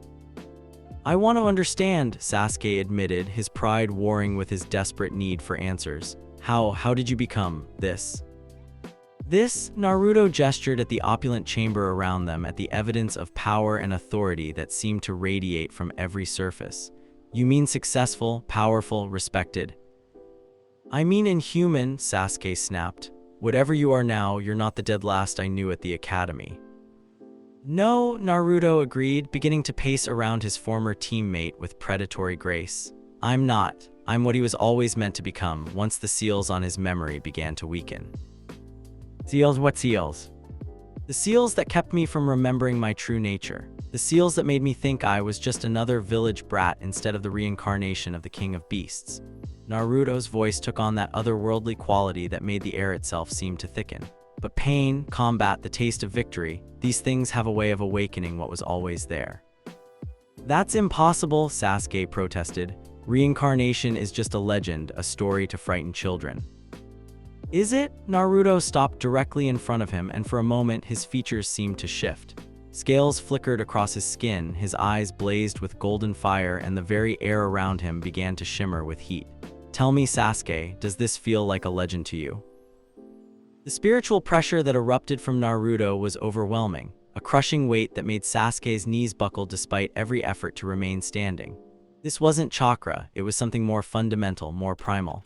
It spoke to something deep in human genetics, the instinctive recognition of an apex predator that brooked no challenge to its dominance. Submit, Naruto commanded, his voice carrying absolute authority. Acknowledge what you already know to be true. For a moment, Sasuke wavered. Every fiber of his being screamed at him to kneel, to bow before this overwhelming display of power. His Sharingan showed him chakra patterns beyond his comprehension, spiritual energy that dwarfed anything he'd encountered, and beneath it all, something ancient and terrible that regarded him with the casual interest a dragon might show an ant. But Sasuke Uchiha was the last loyal son of a proud clan, and pride had always been both his greatest strength and his most dangerous weakness. No, he gasped, forcing himself to remain standing through sheer force of will. I won't kneel, not to you, not to anyone. The pressure vanished as suddenly as it had appeared, leaving Sasuke swaying on his feet while Naruto regarded him with something approaching approval. Good, Naruto said simply. I was beginning to wonder if the Sasuke I remembered had any spine left. What? Did you think I wanted a broken puppet? Naruto returned to his chair, settling back into his casual posture as if the display of overwhelming power had been nothing more than a test. I have plenty of followers who kneel because they have no choice. What I need is someone strong enough to stand at my side by choice. Sasuke stared at him, trying to process what he just heard. You're offering me a position in your organization. I'm offering you the chance to be part of something greater than the petty politics of hidden villages, Naruto corrected. I'm offering you power beyond what any Hokage could grant, purpose beyond the meaningless cycle of missions and advancement. And in return, loyalty, not the blind obedience of a fanatic, but the conscious choice of someone who understands what we're building here. Sasuke looked around the throne room, taking in the evidence of Naruto's rapidly growing power. Outside, he could hear the sounds of training, of organization, of something that was clearly much more than a simple gathering of missing nin. What exactly are you building? A new order, Naruto replied. One where strength determines position, where the powerful protect the weak instead of exploiting them, where the natural hierarchy is acknowledged rather than hidden behind democratic pretenses. You want to rule the world. I want to save it from itself. Naruto's eyes gleamed with fervent conviction. Look around you, Sasuke. The hidden villages spend more energy fighting each other than protecting their people. Entire bloodlines are exterminated for political convenience. Children are turned into weapons and then discarded when they're no longer useful. The passion in his voice was genuine, and for a moment, Sasuke caught a glimpse of something that might have been the old Naruto, someone who genuinely cared about protecting others, even if his methods had become twisted beyond recognition. And you think you can do better? I know I can, because I don't pretend to be something I'm not. I don't hide behind councils or advisors or the illusion of democracy. I am what I am, a king, and kings take responsibility for their subjects. The simple conviction in his voice was more compelling than any political speech could have been. Here was someone who had not only accepted power, but embraced the responsibility that came with it. I need time to think, Sasuke said finally. Of course, but while you're thinking, remember this, I'm offering you a place at the top of the new order, refuse, and you'll find yourself at the bottom of it. The words weren't spoken as a threat, but as a simple statement of fact. Sasuke nodded, understanding the implications. 1 month, he said. Give me 1 month to decide. The Chunin exam finals are in 2 weeks, Naruto reminded him. Come see me fight, watch me demonstrate what real power looks like, then make your choice with full knowledge of what you're choosing between. As Sasuke prepared to leave, he turned back one final time. The others from our class, Sakura, Shikamaru, the rest, what happens to them if they don't join you? "They'll have the same choice everyone else has," Naruto replied. "Serve, submit, or suffer the consequences of standing against the tide of history." "And if I choose to stand against you?" For the first time since his arrival, Naruto smiled, an expression that somehow managed to convey both genuine affection and absolute certainty. "Then you'll discover why legends endure long after the mortals who challenge them are forgotten." As Sasuke departed, Naruto remained in his throne room, staring at the documents and reports that detailed his growing influence. Village after village was making accommodations, either through force or negotiation. Missing nin flocked to his banner in ever-increasing numbers. Even some of the smaller daimyo were sending discreet inquiries about potential alliances. But it was the personal connections that mattered most. Gaara's absolute loyalty, Neji's intellectual submission to superior power, the growing respect of veterans like Zabuza who recognized leadership when they saw it. These were the foundations upon which empires were built. In 2 weeks, the Chunin exam finals would provide the perfect stage for a demonstration that would echo across the ninja world. And after that, the real work of conquest and consolidation could begin. The King of Beasts was fully awake now, and he remembered exactly what it meant to rule an empire. The ninja world would learn, one way or another, what it meant to kneel before a legend reborn. Thunder rumbled in the clear night sky above the fortress, and in the distance, storm clouds gathered as if summoned by the will of their new master. The age of hidden villages was ending. The age of the storm sovereigns had begun. 3 years had passed since Naruto Uzumaki abandoned his birthplace, and the ninja world had learned to speak his name in hushed tones. The Storm Sovereigns had evolved from a collection of ambitious missing nin into something unprecedented, a true military power that commanded territory, resources, and most importantly, the grudging respect of the 5 great nations. The fortress of Tanshojai had expanded into a sprawling complex that rivaled the hidden villages in both size and sophistication. Training grounds echoed with the clash of steel and the roar of unleashed jutsu, while administrative buildings hummed with the constant activity of managing an organization that now numbered in the thousands. At the center of it all stood Naruto, no longer the 12-year-old who had first tasted the memory of ancient power. Now 15, he had grown into his authority with the natural grace of someone born to rule. His blonde hair fell to his shoulders in a mane that seemed to capture and reflect light, while his eyes held the calculating gaze of a predator who had never known defeat. The scaled patterns that had once appeared only in moments of intense emotion now marked his skin permanently, subtle traceries along his arms and neck that spoke of his inhuman nature to anyone with the knowledge to recognize them. When he moved, it was with fluid grace that made even veteran Jonin unconsciously step aside, recognizing something that transcended normal human limitations. "Status report," Naruto commanded from his position atop the fortress's central tower. A bottle of sake, now a vintage that cost more than most Jonin earned in a year, balanced casually on the stone parapet. Below him, the inner circle of the Storm Sovereigns had assembled for their weekly briefing. Gaara, now bearing the title of Sand General, materialized from his characteristic swirl of particles. The years had refined his control to an art form, allowing him to appear and disappear with an ease that made even Naruto's other lieutenants nervous. "The Land of Rivers has formally requested our protection," Gaara reported, his pale eyes reflecting satisfaction. Their daimyo finally realized that neutrality isn't an option when Iwa and Suna both want access to his trade routes. Terms: 20% of all trade revenue, exclusive mining rights to their chakra metal deposits, and a commitment to provide intelligence on sand village movements. Gaara's smile was sharp. The daimyo was surprisingly reasonable once I demonstrated what happens to those who waste my time. Naruto nodded approvingly. The Land of Rivers would be their 4th officially allied nation, bringing the Storm Sovereign's sphere of influence to nearly a quarter of the elemental nation's territory. But it was the manner of these acquisitions that truly demonstrated how much had changed. Gone were the days of simple conquest through overwhelming force.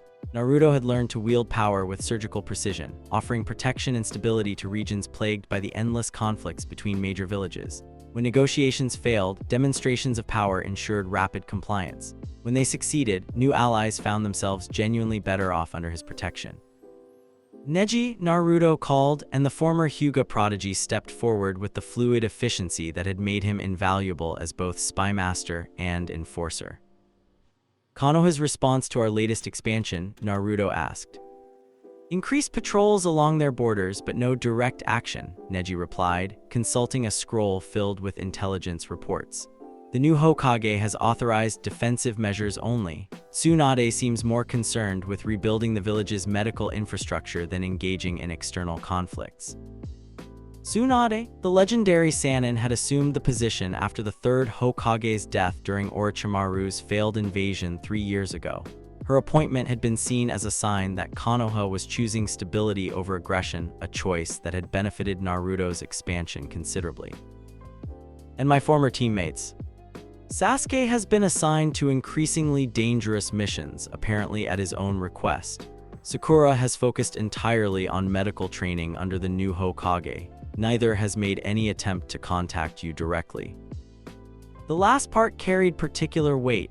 Over the 3 years since his departure, various Konoha shinobi had attempted to approach him, some as official envoys, others as personal appeals. Kakashi had made several attempts before finally accepting that his former student was beyond the reach of any teacher. But Sasuke and Sakura had maintained their distance, a choice that spoke volumes about how they viewed the boy they'd once called teammate. Zabuza Haku, Naruto continued, turning to the pair who had become his most effective agents in the bloodier aspects of expansion. The situation in Kiri. Resolved, Zabuza replied with grim satisfaction. The last of the bloodline purists were eliminated 6 months ago. The new Mizukage sends her compliments and a formal treaty proposal. Mei Terumi, Haku added, his melodious voice carrying undertones of steel. She's pragmatic enough to recognize that cooperation serves her interests better than conflict. The bloodline clans we relocated to our territory have provided valuable intelligence on Kiri's capabilities. Naruto considered this. Kirigakure's civil war had provided the perfect opportunity to demonstrate the Storm Sovereign's protection of bloodline wielders, drawing powerful clans away from their birth village and into his growing coalition. The refugees had proven both grateful and useful, their unique abilities expanding his organization's capabilities considerably. Accept her proposal, he decided, but make it clear that any treaty is contingent on her ability to maintain control of her village. I have no interest in allying with weakness. As his lieutenants dispersed to carry out their orders, Naruto found himself alone with his thoughts and his sake. The fortress below hummed with activity as thousands of followers went about their daily routines, but the weight of leadership felt heavier than it had in months. The problem wasn't external opposition. The Storm Sovereigns had grown too powerful for any single village to challenge directly, and too useful for smaller nations to oppose. The issue was internal, a growing disconnection between the power he wielded and the reasons he'd originally sought it. In his dreams, the memories of Kaido continued to surface with increasing clarity. He saw vast oceans dominated by a single will, islands that trembled at the approach of his ship, armies of the strong who served not from fear but from genuine recognition of superior leadership. But with those memories came something else, a crushing loneliness that no amount of power could fill. "You're brooding again." The voice came from directly behind him, but Naruto didn't turn. After 3 years of working together, he'd learned to recognize the unique spiritual signature of each of his inner circle. Observant as always, Gaara. The Sand General settled beside him on the tower's edge, his own bottle appearing from within his sand armor. Over the years, he'd developed a taste for the same high-quality sake that Naruto favored, though his reasons were different. "The expansion is proceeding exactly as planned," Gaara observed. "Within another year, we'll control enough territory and resources to challenge any of the major villages directly. So why do you look like someone attending his own funeral?" It was a fair question and one that Naruto had been avoiding answering even to himself. "Do you remember why we started this? You wanted to establish a new order, one where strength determined position and the strong protected the weak." "Yes, but why did I want that?" Naruto took a long drink before continuing. "In the beginning, it was about showing them all that they'd underestimated me, about proving that the dead last could become something greater than any of them imagined. And now I have that proof. I command an army that could level any hidden village. I rule territory that spans multiple nations. When I speak, thousands listen and obey without question." He gestured at the fortress below. I have everything I thought I wanted. But it doesn't feel like victory. It feels like emptiness. The admission came out more raw than Naruto had intended. Every conquest, every new ally, every demonstration of power, they're all just hollow. I thought that once I reclaimed my true nature, once I remembered what it meant to be a king, I'd understand why it mattered, but I don't. Gaara studied his leader's profile, noting the tension that had become a constant presence over recent months.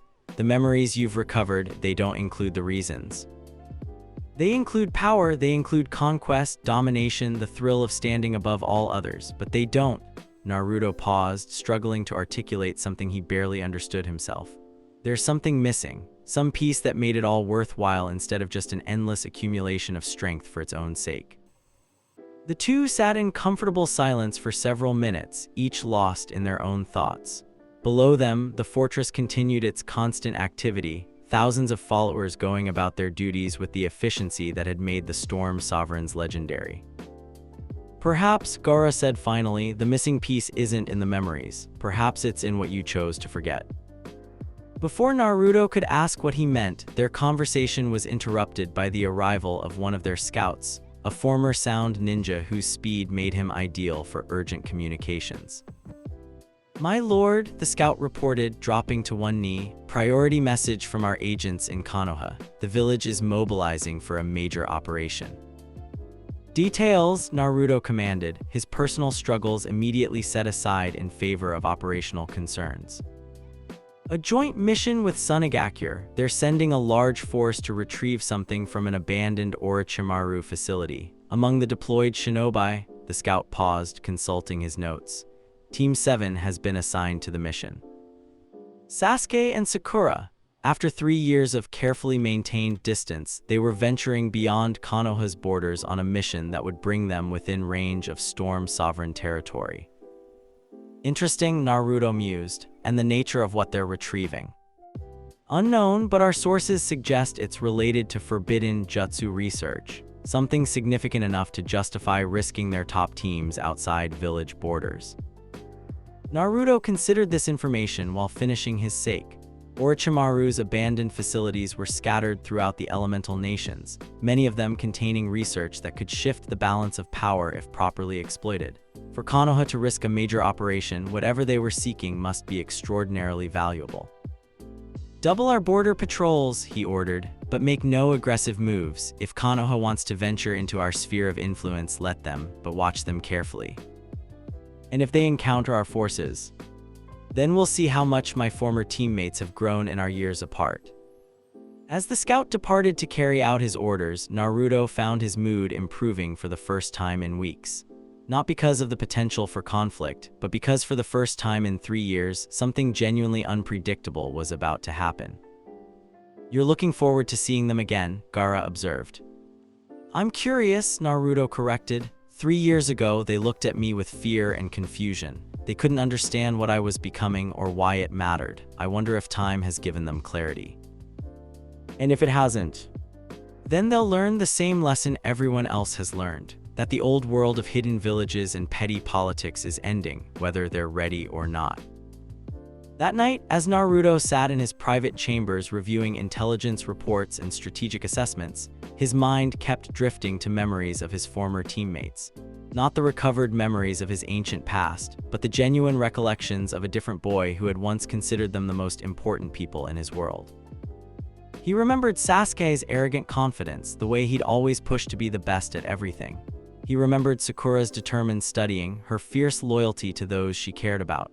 He remembered missions where they'd worked together with the unconscious coordination of siblings, where each had trusted the others with their lives. But those memories felt like stories about someone else, a weaker, more naive version of himself who hadn't yet understood the realities of power and dominance. The boy who had dreamed of becoming Hokage to gain recognition had been replaced by someone who commanded recognition through simple existence. And yet, he murmured to himself, raising his bottle in a mock toast to his absent former teammates, "I find myself curious to see what you've become." Outside his window, storm clouds gathered in response to his turbulent emotions, and somewhere in the distance, thunder rolled across the clear night sky. The king of beasts was fully awakened now, master of an empire that spanned continents and commander of armies that could reshape the world. But deep in his heart, in a place he rarely acknowledged even to himself, a small part of him still remembered what it felt like to fight alongside people who mattered more than conquest. The storm was coming, and with it, answers to questions he hadn't realized he was asking. The reunion would be interesting indeed.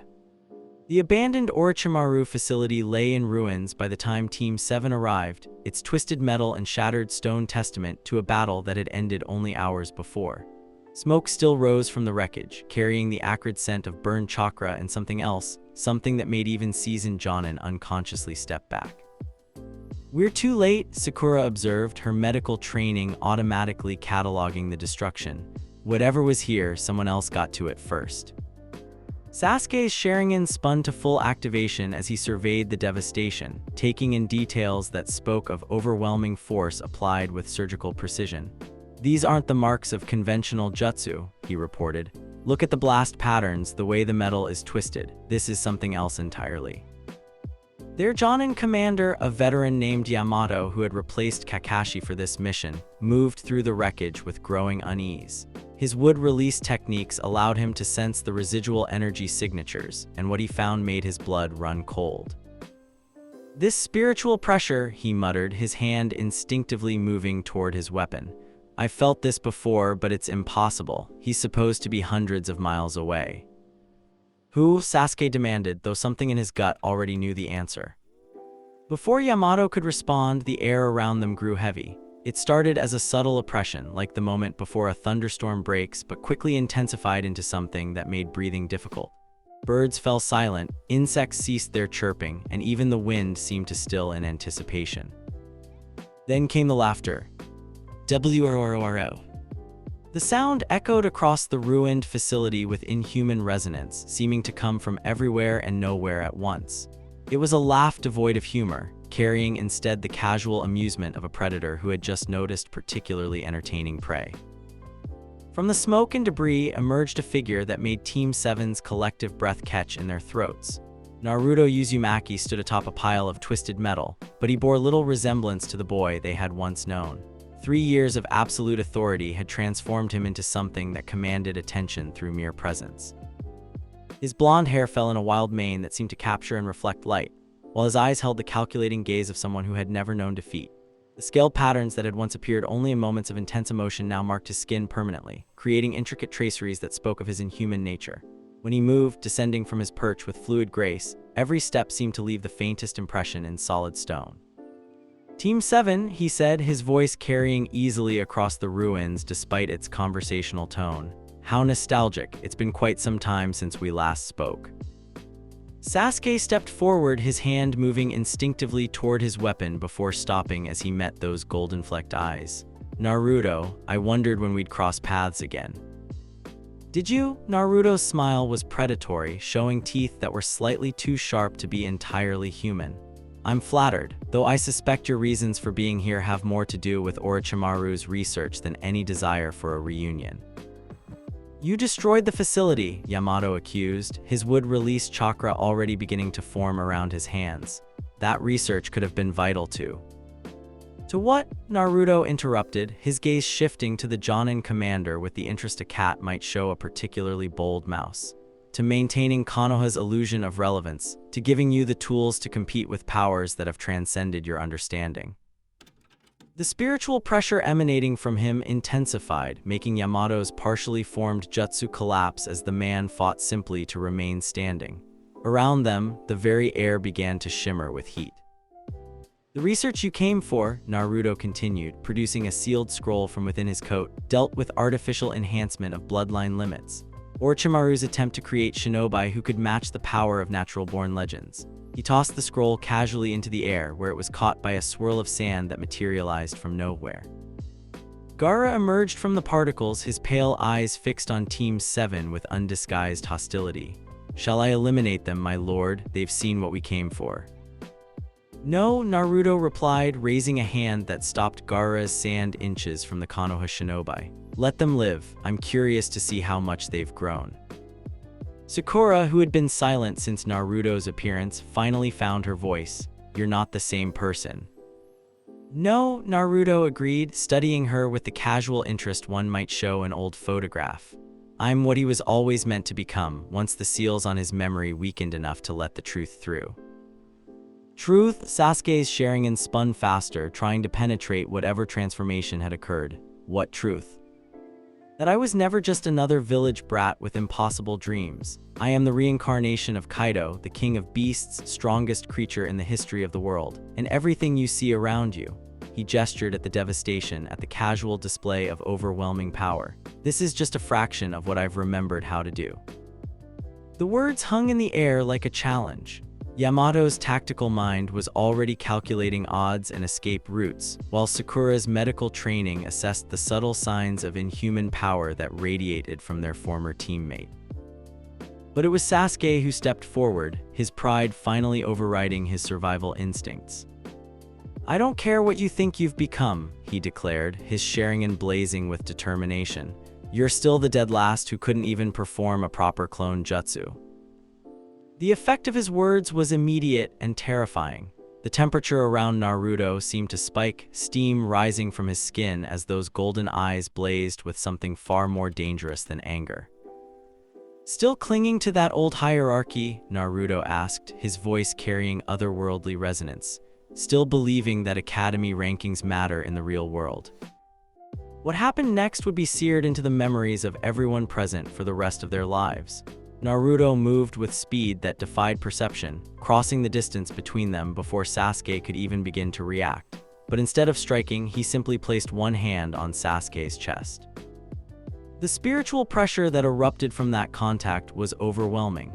Sasuke found himself driven to his knees by the sheer weight of it, his Sharingan showing him chakra patterns that shouldn't exist, power that transcended every classification system he'd ever learned. "This is what I've become," Naruto said conversationally, though his words seemed to echo in dimensions beyond the physical. "This is what it means to remember being a king." Around them, the ruins of the facility began to tremble. What remained of the metal structures groaned and twisted under forces that had nothing to do with chakra manipulation. In the distance, storm clouds began to gather despite the clear afternoon sky. "Naruto," Sakura's voice cut through the oppressive atmosphere, carrying a note of desperate appeal. "Stop, you're going to kill him." For a moment, something flickered in Naruto's transformed features, a brief struggle between two different natures. His grip on Sasuke's chest loosened slightly, allowing the Uchiha to draw a shuddering breath. "You're right," Naruto admitted, stepping back and allowing Sasuke to collapse fully to the ground. "Killing him here would be wasteful. He still has potential to grow into something worthy of my attention." The casual dismissal of Sasuke's life as either valuable or disposable based purely on his entertainment value made both Sakura and Yamato step back in horror. This wasn't the protective instinct they remembered from their former teammate. This was something cold, calculating, and utterly inhuman. "What happened to you?" Sakura whispered, her voice carrying genuine grief. "The Naruto I knew would never." "The Naruto you knew was a lie," he interrupted. "A child's dream of someone who couldn't exist because he was fighting his own nature every day. What you see now is the truth that was always there, waiting for the right circumstances to emerge." He turned away from them, gesturing for Gaara to follow. "Tell your Hokage that the research she sent you for is now in the hands of someone who actually understands its significance. Tell her that the old world of hidden villages and petty politics is ending, whether she's ready for it or not." "And if she decides to take action against you?" Yamato asked, finding his voice despite the lingering effects of spiritual pressure. Naruto's laugh was sharp, genuinely amused. "Let her try. I command an army that could level any hidden village, rule territory that spans multiple nations, and possess power that your legends can barely describe. If Tsunade wants to test herself against that," he shrugged, the gesture somehow conveying both indifference and absolute confidence, "she'll learn why kings remain kings long after their challengers are forgot." As he prepared to leave, Sasuke struggled to his feet, his pride refusing to let the encounter end with him prostrate on the ground. "This isn't over," he declared, though his voice shook with exhaustion and something approaching fear. "Whatever you've become, I'll find a way to match it. I'll surpass you just like I always planned to." Will you? Naruto turned back one final time, and for a moment, something almost like fondness flickered in his eyes. I hope so, Sasuke, I truly do. Because when you finally understand what real power looks like, when you realize the futility of village politics and ninja rankings, you'll make an excellent addition to my inner circle. I'll never serve you. Everyone serves someone eventually. The only question is whether they choose their master or have one chosen for them. With that, Naruto and Gaara disappeared in a swirl of sand and superheated air, leaving Team 7 alone among the ruins of what had once been one of Orochimaru's most sophisticated research facilities. The silence that followed was deafening. Yamato immediately began running diagnostics on his team, checking for injuries and ensuring they were all capable of moving. Sakura knelt beside Sasuke, her medical chakra probing for internal damage while her mind struggled to process what they'd just witnessed. But it was Sasuke who spoke first, his voice carrying a note of obsession that made both his teammates look at him with concern. "Did you see it?" he asked, his Sharingan still spinning as he replayed the encounter. The way he moved, the power he radiated, the casual way he dismissed everything we thought we knew about strength. Sasuke, Sakura said carefully, "What are you thinking?" "I'm thinking," he replied, struggling to his feet despite her protests, "that everything I thought I knew about power was wrong. That all my training, all my techniques, all my pride—" He laughed, but there was no humor in it. "It's all meaningless compared to what he's become." "That's not true," Yamato interjected firmly. "Power without purpose is just destruction. What we saw today wasn't strength, it was the corruption of someone who lost sight of what really mattered."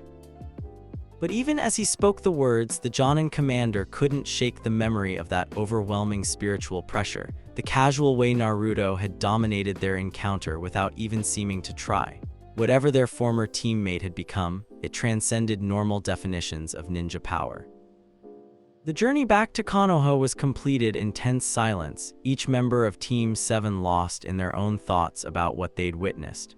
But as they approached the village gates, Sasuke made a decision that would reshape the trajectory of his life. "I need to see the Hokage," he announced. "There are things about power, about what's possible, that I need to understand." "Sasuke," Sakura said, recognizing the dangerous gleam in his eyes, "don't let what happened today drive you to do something stupid." "Stupid?" He turned to look at her, and she was shocked by the intensity of his expression. "What would be stupid is pretending that encounter didn't change everything. He's right about one thing, the old world is ending. The only question is whether we adapt or get left behind." As they passed through Konoha's gates, none of them noticed the Anbu operatives who immediately moved to escort them to an emergency debriefing. None of them saw the urgent signals being sent throughout the village's command structure or the emergency council session that was called within minutes of their arrival. But in the Hokage's office, Tsunade received their report with growing alarm. The boy who had once been the village's most unpredictable prankster had evolved into something that challenged every assumption about power and authority in the ninja world. "How strong has he become?" she asked Yamato, studying the Jonin's detailed assessment. "Beyond our ability to measure, Hokage-sama. The spiritual pressure alone was sufficient to incapacitate Chunin-level opponents. His physical capabilities appeared enhanced beyond any bloodline limit I've encountered, and the casual way he spoke of armies and conquered territory." Yamato paused, choosing his words carefully. He wasn't boasting, he was stating facts. Recommendations: avoid direct confrontation at all costs, seek diplomatic solutions. And, Yamato hesitated, perhaps consider what he said about the old world ending, because if even half of what he implied is true, we may need to reconsider our entire approach to international relations. That evening, as emergency councils met in hidden chambers and contingency plans were hastily revised, Sasuke Uchiha sat alone in his apartment, staring at his hands that still trembled from the memory of overwhelming power. For 3 years, he had trained with single-minded determination, growing stronger, faster, more skilled. He had mastered techniques that Jonin struggled with, pushed his Sharingan to new limits, become everything the academy instructors had predicted he would be. And in 30 seconds, Naruto had made all of that feel like a child playing with wooden toys. "Power," he whispered to himself, remembering the casual way his former teammate had spoken of armies and conquered territories. "What is real power?" The question would drive him through sleepless nights and increasingly desperate training sessions, pushing him toward choices that would reshape not just his own destiny, but the future of the ninja world itself. But in a fortress hundreds of miles away, Naruto Uzumaki sat in his throne room, reviewing the intelligence reports that his encounter with Team 7 had provided. Their strength had grown, certainly, but their understanding of power remained hopelessly limited by village politics and traditional thinking. "How did they seem to you?" Gaara asked, settling into his usual position beside the throne. Nostalgic, Naruto replied honestly, like echoes of people I used to care about before I understood what caring actually meant. And now I understand that caring without the power to protect is just another form of weakness. They'll learn that lesson eventually, one way or another. He raised his bottle in a mock toast to his absent former teammates, while outside his window, storm clouds gathered in response to emotions he was only beginning to understand. The game was entering a new phase, and the stakes had never been higher. Soon, everyone would be forced to choose which side of history they wanted to stand on. The King of Beasts was fully awakened, and the ninja world would never be the same. The emergency council session in Konoha had stretched well into the night, with heated debates echoing through the Hokage's office as village leaders struggled to comprehend the threat that Naruto Uzumaki had become. But while politicians argued and strategists planned, Kakashi Hatake sat alone on the memorial stone, staring at the names carved into its surface with haunted eyes. His former student had become something beyond classification, a force of nature that spoke of conquered territories and commanded armies with the casual authority of someone born to rule. The boy who had once declared his dream of becoming Hokage had evolved into something that made the position itself seem quaint and outdated. "Brooding doesn't suit you." The voice came from directly behind him, but Kakashi didn't turn. After years of Anbu training, he'd learned to recognize approaching chakra signatures, and this one was unmistakable despite the fundamental changes that had occurred. "Naruto," he said simply, his hand moving instinctively toward his weapon before stopping. If his former student wanted him dead, the gesture would be meaningless. "Sensei," Naruto replied, settling onto the memorial stone beside him with fluid grace. Up close, the changes were even more pronounced, the scaled patterns along his skin, the predatory ease of his movements, the casual way he radiated power that made the air itself feel heavy. "You came," Kakashi observed. "You've been sitting here for 3 hours. I was curious to see how long you'd wait." The simple admission that Naruto had been monitoring him was somehow more unsettling than any threat could have been. It spoke of surveillance networks and intelligence capabilities that extended deep into Konoha itself. "The council is discussing ways to contain you," Kakashi said after a moment. "I know, your Anbu communications aren't as secure as you think they are." Naruto took a drink from the bottle he carried, the expensive sake catching moonlight like liquid gold. "But containment assumes I'm a problem to be solved rather than a reality to be accepted." "Are you a problem?" Naruto considered the question seriously. "That depends entirely on perspective. From Konoha's viewpoint, yes, I represent everything they fear about power that exists outside their control. From a broader perspective," he gestured at the village spread out below them, "I'm exactly what this world needs." The conviction in his voice was absolute, carrying the weight of someone who had never doubted his own righteousness. Kakashi studied his former student's profile, noting the subtle signs of inhuman transformation that marked his features. "What happened to you?" he asked finally. "The real story, not the legends you tell your followers." "Memories," Naruto replied honestly. "Fragments at first, triggered by combat and pain and the taste of victory, but gradually they became more complete. I remembered what it meant to be a king, to rule through strength, to command the loyalty of the powerful through simple recognition of superior nature."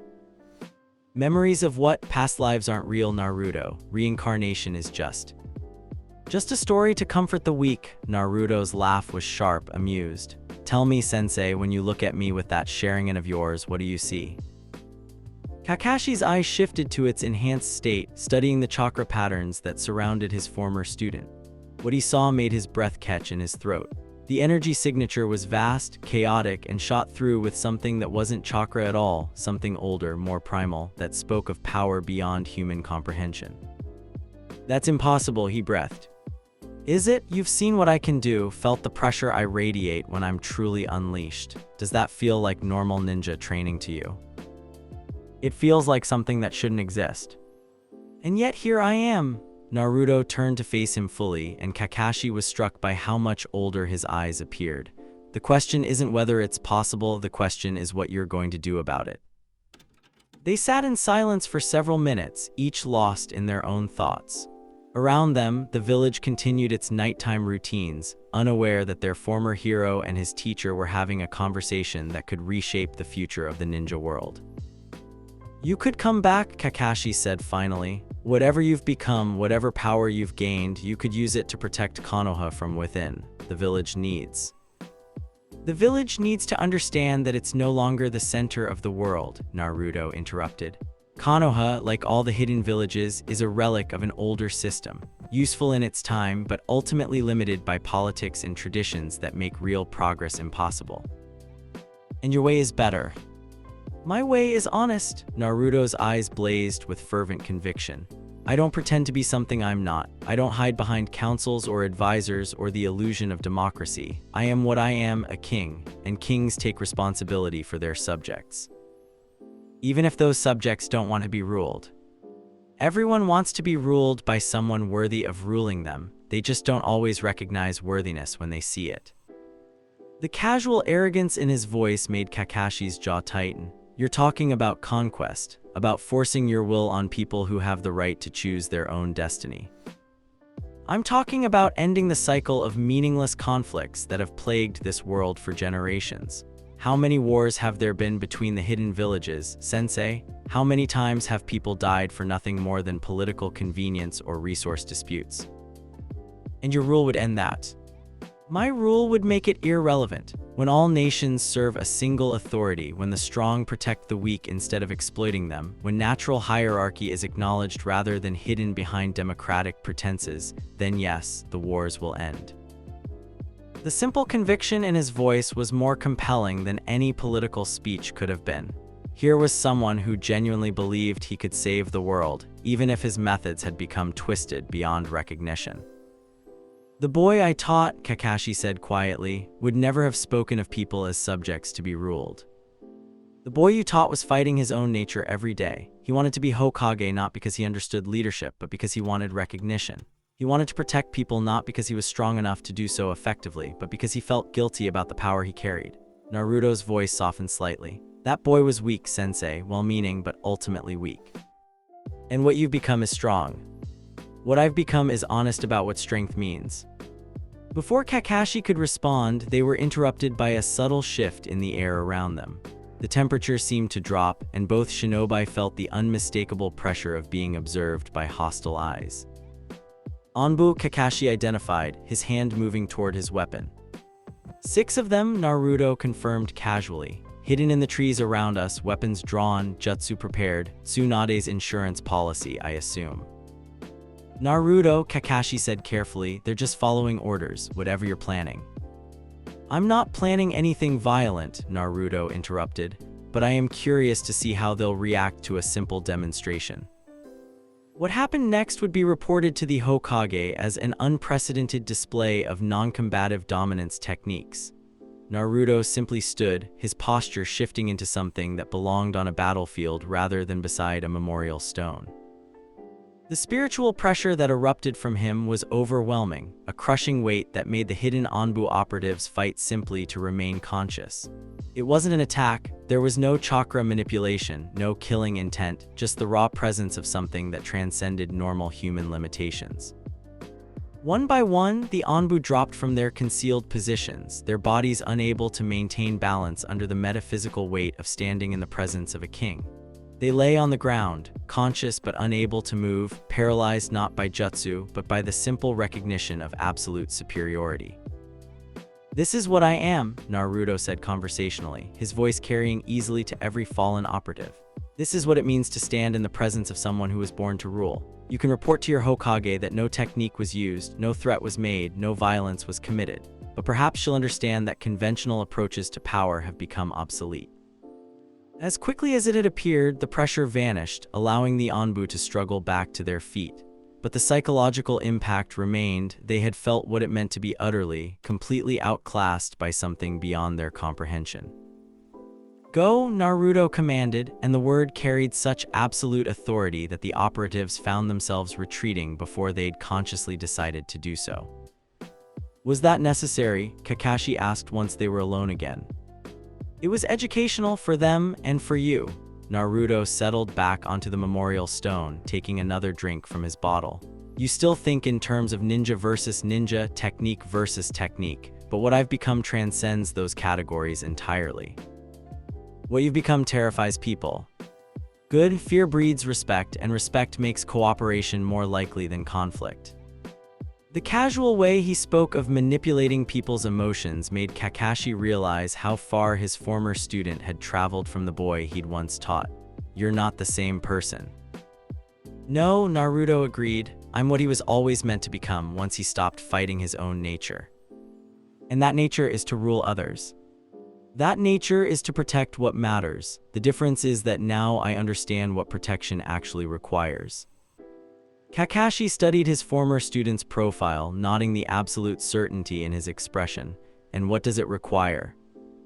"Power sufficient to make resistance meaningless, authority comprehensive enough to prevent conflicts before they begin, and the will to use both when necessary, regardless of how others might judge those actions."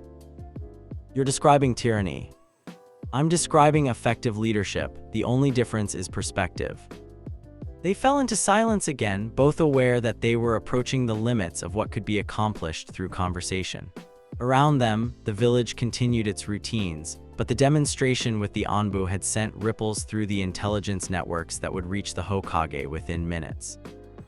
"There's something else," Kakashi said finally. "Something I noticed during your encounter with Team 7 and again tonight." "Oh.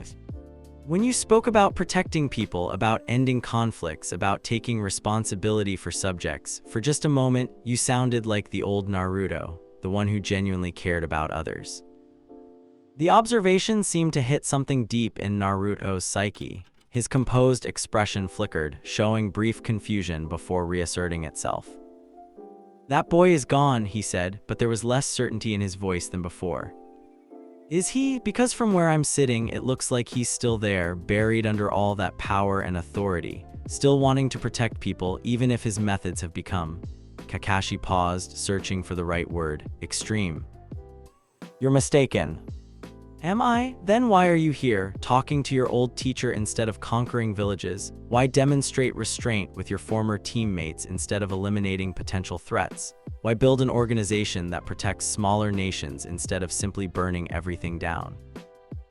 Each question seemed to land like a physical blow, and Kakashi could see the internal struggle playing out across Naruto's features. The king and the boy, locked in conflict over fundamental questions of purpose and identity. "Because," Naruto said finally, his voice barely above a whisper, "because I still don't understand why it matters. All this power, all this authority, all these people who follow me, what's the point if it doesn't mean anything?" The admission hung between them like a confession, raw and honest in a way that reminded Kakashi of the boy he'd once taught. Here was the real struggle, not between good and evil, but between power and purpose, between capability and understanding. "Maybe," Kakashi suggested gently, "the point isn't in the power itself. Maybe it's in what you choose to do with it. I've conquered territories, protected the weak, ended conflicts through superior force. What more is there? Connection, understanding, the recognition that ruling people and caring about them aren't the same thing. I care about my subjects. Do you, or do you care about being seen as someone who cares about them?" The question struck home, and for a moment, Naruto's carefully constructed facade cracked entirely. "I don't know," he admitted. "I remember caring about you, about Sasuke and Sakura, about the village, but those memories feel like they belong to someone else, someone weaker. Or someone more human. Humanity is weakness, I learned that lesson well." "Did you? Because the strongest people I've ever known were the ones who cared about others more than themselves. Your father, for instance. The fourth Hokage sacrificed everything to protect the village, to protect you. Was that weakness?" The mention of his father hit like a physical blow, and Kakashi saw tears gathering in those golden eyes before being forcibly suppressed. "He died," Naruto said finally. "He died because he cared more about others than about being strong enough to protect them properly. He died because he chose to, because he believed that some things were worth dying for.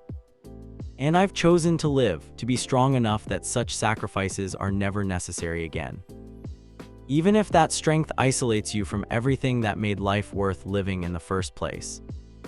The question hung unanswered as they sat in silence, each lost in their own thoughts. Around them, the village continued its nighttime routines, unaware that the future of the ninja world was being decided through a conversation between a teacher and his former student. Finally, Naruto stood, his movements carrying the fluid grace that had become his trademark. "I should go. Your Hokage will be wondering what we discussed, and I have an empire to run." "Naruto," Kakashi called as his former student prepared to leave. "The offer stands. Come home. Use your power to protect the village from within instead of threatening it from without." Home? Naruto turned back one final time, and for a moment, something almost like longing flickered in his eyes. "I haven't had a home since I remembered what I really am. Kings don't have homes, sensei. They have thrones." "Then maybe," Kakashi said quietly, "it's time to remember that you were a boy before you were a king." The words followed Naruto as he disappeared into the night, leaving Kakashi alone with his thoughts and the weight of revelations that would reshape his understanding of power, purpose, and the price of both. In the distance, storm clouds gathered despite the clear night sky, and somewhere in the darkness, the King of Beasts grappled with questions that had no easy answers. The war between king and boy continued, and the ninja world would feel the consequences of whichever side ultimately won. The intelligence reached Naruto's fortress at dawn, carried by one of his fastest scouts and marked with the crimson seal that indicated maximum priority. As he read the contents of the encrypted message, a slow smile spread across his features, predatory, anticipatory, and utterly without warmth. Sasuke Uchiha had left Konoha. Not on a mission, not with official sanction, but as a deliberate act of abandonment that had sent shockwaves through the village's leadership. According to the report, he departed in the dead of night, leaving behind only a brief note declaring his intention to seek power sufficient to matter in the new world. "Interesting timing," Gaara observed from his position beside the throne, sand swirling around his feet in patterns that spoke of anticipation. 3 days after his encounter with you, and he abandons everything he once claimed to protect." "He finally understood," Naruto replied, setting the intelligence report aside and reaching for his bottle of sake. "The futility of trying to compete with legends using conventional methods. The question is what he intends to do about it." The answer to that question arrived 18 hours later, when Sasuke Uchiha walked through the gates of the Storm's sovereign fortress with the casual confidence of someone who belonged there. He moved with fluid grace that spoke of intensive training, his sharing and active as he took in the organized efficiency of what had once been nothing more than an abandoned stronghold. But it was his escort that truly captured attention, a figure wrapped in shadows and carrying the unmistakable aura of forbidden power. When they reached the central courtyard, the shadows peeled away to reveal Orochimaru himself, his golden eyes gleaming with serpentine amusement. My, the Sannin hissed, his voice carrying across the suddenly silent courtyard. "How the mighty have grown. Little Naruto-kun, commanding armies and conquering territories. How deliciously unexpected." The response was immediate and overwhelming. Every storm sovereign in the courtyard stepped back as spiritual pressure erupted from Naruto like a physical force. The air itself grew heavy, oppressive, making breathing difficult for anyone without sufficient power to resist. But Orochimaru merely smiled, his serpentine nature allowing him to remain upright despite the crushing weight of a king's displeasure. "You dare enter my domain uninvited?" Naruto's voice carried otherworldly resonance, seeming to echo in dimensions beyond the physical.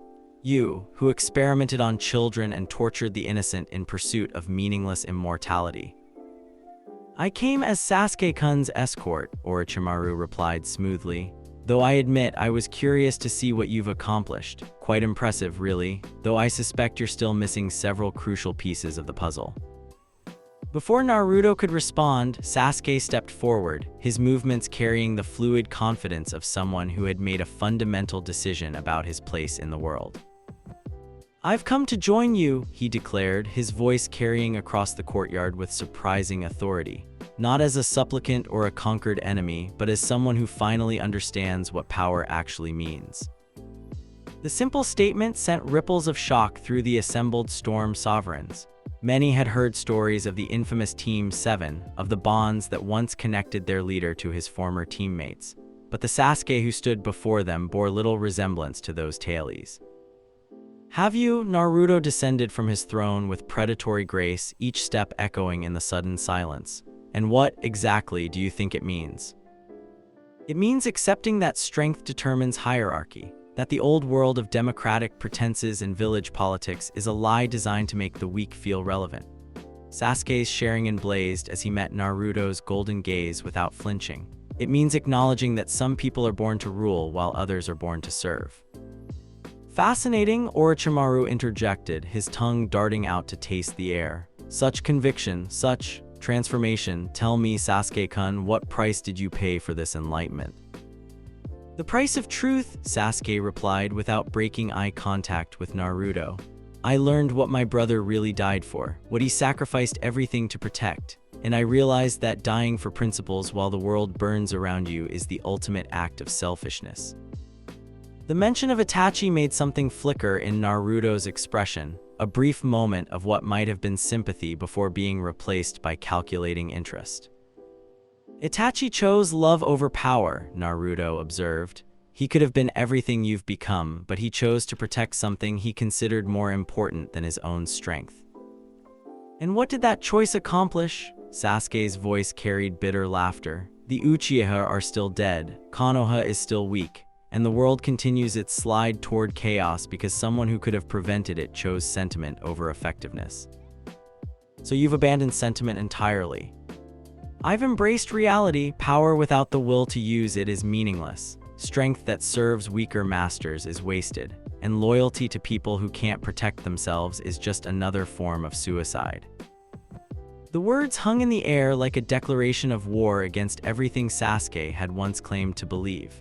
Around the courtyard, Storm Sovereigns watched with fascination as two legends faced each other in what could only be described as a philosophical duel. "And what of your former teammates?" Naruto asked. "Sakura, who trained herself into exhaustion trying to be strong enough to matter. Kakashi, who sacrificed his youth to protect a village that barely acknowledges his existence." "What of them?" Sasuke's response was ice cold. "Sakura chose to waste her potential on healing instead of developing real power. Kakashi chose to serve masters who were inferior to him in every meaningful way. Their choices, their consequences. Even if those consequences include their deaths. Even then, the strong survive, the weak perish. That's natural law."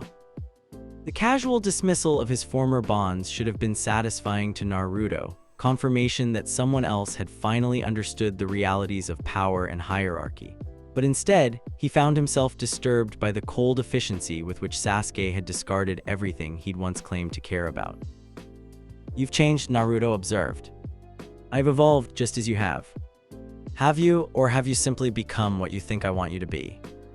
The question hit home, and for a moment, uncertainty flickered across Sasuke's features before being forcibly suppressed. "I've become what the world requires me to be," he replied. "Someone strong enough to matter, ruthless enough to be effective, and honest enough to acknowledge what power actually means." "And what does it mean?" "It means that everything else is secondary. Friendship, loyalty, love, all of it means nothing if you're not strong enough to protect it properly. Or if you're not strong enough to deserve it in the first place." The words came from an unexpected source, Hinata Hyuga, who had emerged from the shadows of the courtyard with the silent grace that had made her one of Naruto's most trusted agents. Her presence here was shocking enough, but the casual way she spoke to both legendary figures was even more surprising. "Hinata," Sasuke said, his Sharingan focusing on her with predatory interest.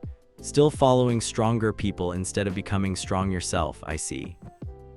"Still mistaking cruelty for strength, I see," she replied calmly. "Some things never change."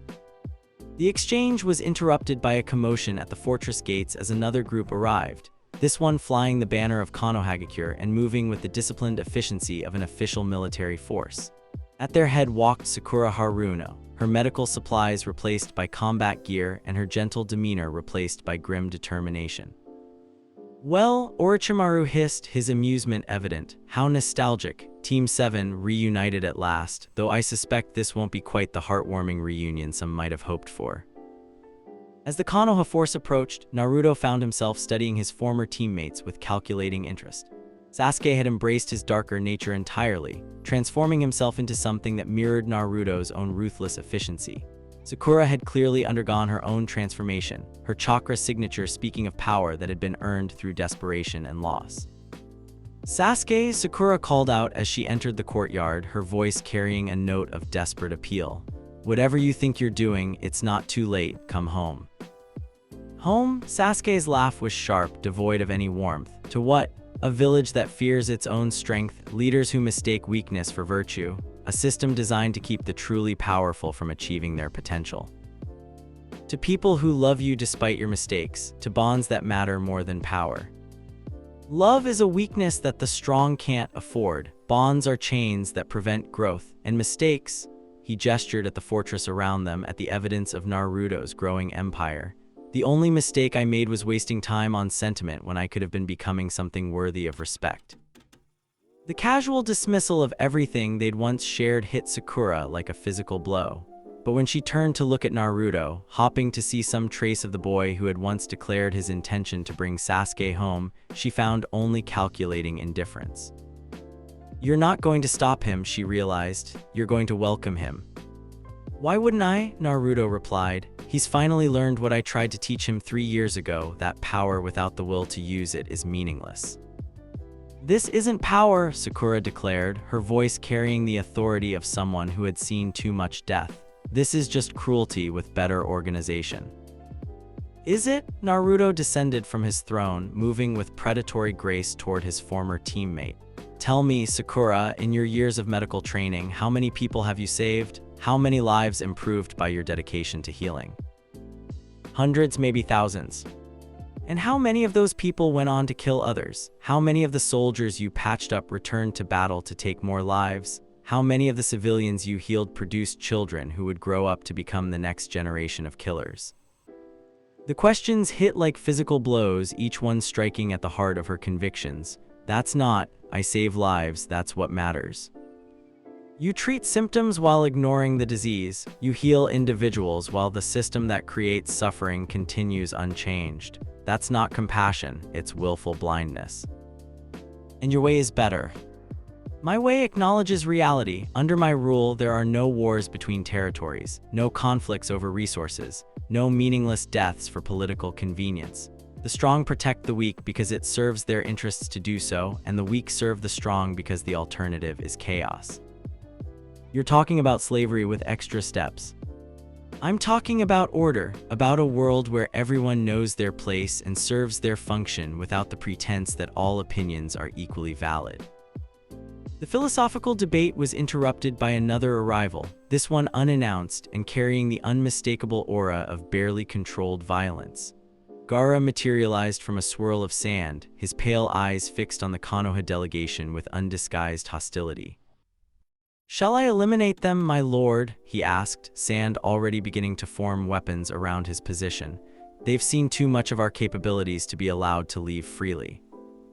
"No," Naruto replied, raising a hand that stopped Gaara's aggressive preparations. "Let them bear witness. Let them carry word back to their Hokage about what they've seen here." "And what exactly have we seen?" Sakura demanded. "The future," Sasuke answered before Naruto could respond. "A world where strength determines hierarchy, where the powerful take responsibility for maintaining order, where natural law replaces democratic fantasy." "You call this natural law, a world where might makes right." "I call it honest. Every other system is just might makes right with prettier rhetoric." The simple conviction in his voice was more disturbing than any threat could have been. Here was someone who had fully embraced the philosophy of power as the ultimate arbiter of truth. Sasuke, Sakura tried one final time. Please, remember who you used to be. Remember what you used to care about. I remember a weak child who confused sentiment for strength, who wasted years chasing the approval of people who were inferior to him in every meaningful way, who let others die because he was too proud to use the power he'd been given effectively. You're talking about Itachi. I'm talking about everyone who ever chose to be weak when they could have chosen to be strong, including the boy I used to be. With that declaration, the last bridge between Sasuke's past and present finally burned. He turned away from Sakura, from the life he'd once known, and walked toward Naruto with the confidence of someone who had finally found their proper place in the world. I offer my service to the Storm Sovereigns, he declared formally, not as a conquered enemy or desperate refugee, but as someone who recognizes superior leadership when he sees it. And what do you offer in return for acceptance? Naruto asked, though his tone suggested he already knew the answer.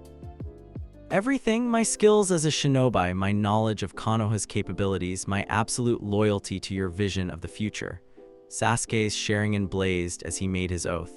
I serve power, and you are the most powerful being I've ever encountered. Even if that service requires you to kill your former comrades. Especially then, mercy to enemies of the state is cruelty to those the state protects. The words sealed Sasuke's transformation completely. The boy who had once risked everything to protect his teammates had become someone who would kill them without hesitation if ordered to do so. Then welcome to the Storm Sovereigns, Naruto declared, his voice carrying across the courtyard with regal authority. Take your place among those who understand what the future requires. As Sasuke moved to stand beside Gaara and the other Inner Circle members, the symbolic significance wasn't lost on anyone present. Team 7, the legendary trio who had once been inseparable, was now divided into ruler and ruled, with their former bonds replaced by the cold mathematics of power and hierarchy. This isn't over, Sakura declared, her voice shaking with emotion. Whatever you've become, both of you, there are still people who remember who you used to be, people who won't give up on you. Then they'll learn the same lesson everyone else learns eventually, Naruto replied with casual indifference. That nostalgia is a luxury the world can no longer afford. As the Konoha delegation departed, carrying news that would send shockwaves through the ninja world, Naruto found himself alone with his newly recruited lieutenant and the Serpentine Sannin who had facilitated the meeting. Quite the performance, Orochimaru observed, though I wonder how much of it was genuine conviction versus calculated manipulation. Does it matter? Sasuke replied. The result is the same either way. Perhaps, but I've found that power built on false foundations tends to collapse at the most inconvenient moments. Then it's fortunate, Naruto interjected, his golden eyes gleaming with predatory amusement, that my foundations are built on something more solid than manipulation or false conviction. And what would that be? Truth, the recognition that some people are born to rule while others are born to serve. That strength creates hierarchy, and hierarchy creates order. That everything else, democracy, equality, the illusion that all opinions matter equally, is just pretty lies designed to make the weak feel relevant. The simple conviction in his voice was absolute, carrying the weight of someone who had never doubted his own righteousness. Here was power not just acknowledged but embraced, authority not just wielded but celebrated. And yet, Orochimaru observed with serpentine cunning, I notice you still carry that bottle of sake everywhere you go, still seeking escape from something, even at the height of your power. The observation hit home, and for a moment, uncertainty flickered across Naruto's features before being forcibly suppressed. Indulgence, he replied, even kings are entitled to their pleasures. Or perhaps, the Sannin suggested, even kings sometimes need to quiet voices that tell them power isn't enough. Before Naruto could respond, their conversation was interrupted by urgent reports from the fortress's perimeter guards. A massive chakra signature had been detected approaching from the south, something powerful enough to register on their sensors from miles away. Who would be fool enough to approach us so boldly? Sasuke asked, his Sharingan already spinning to full activation.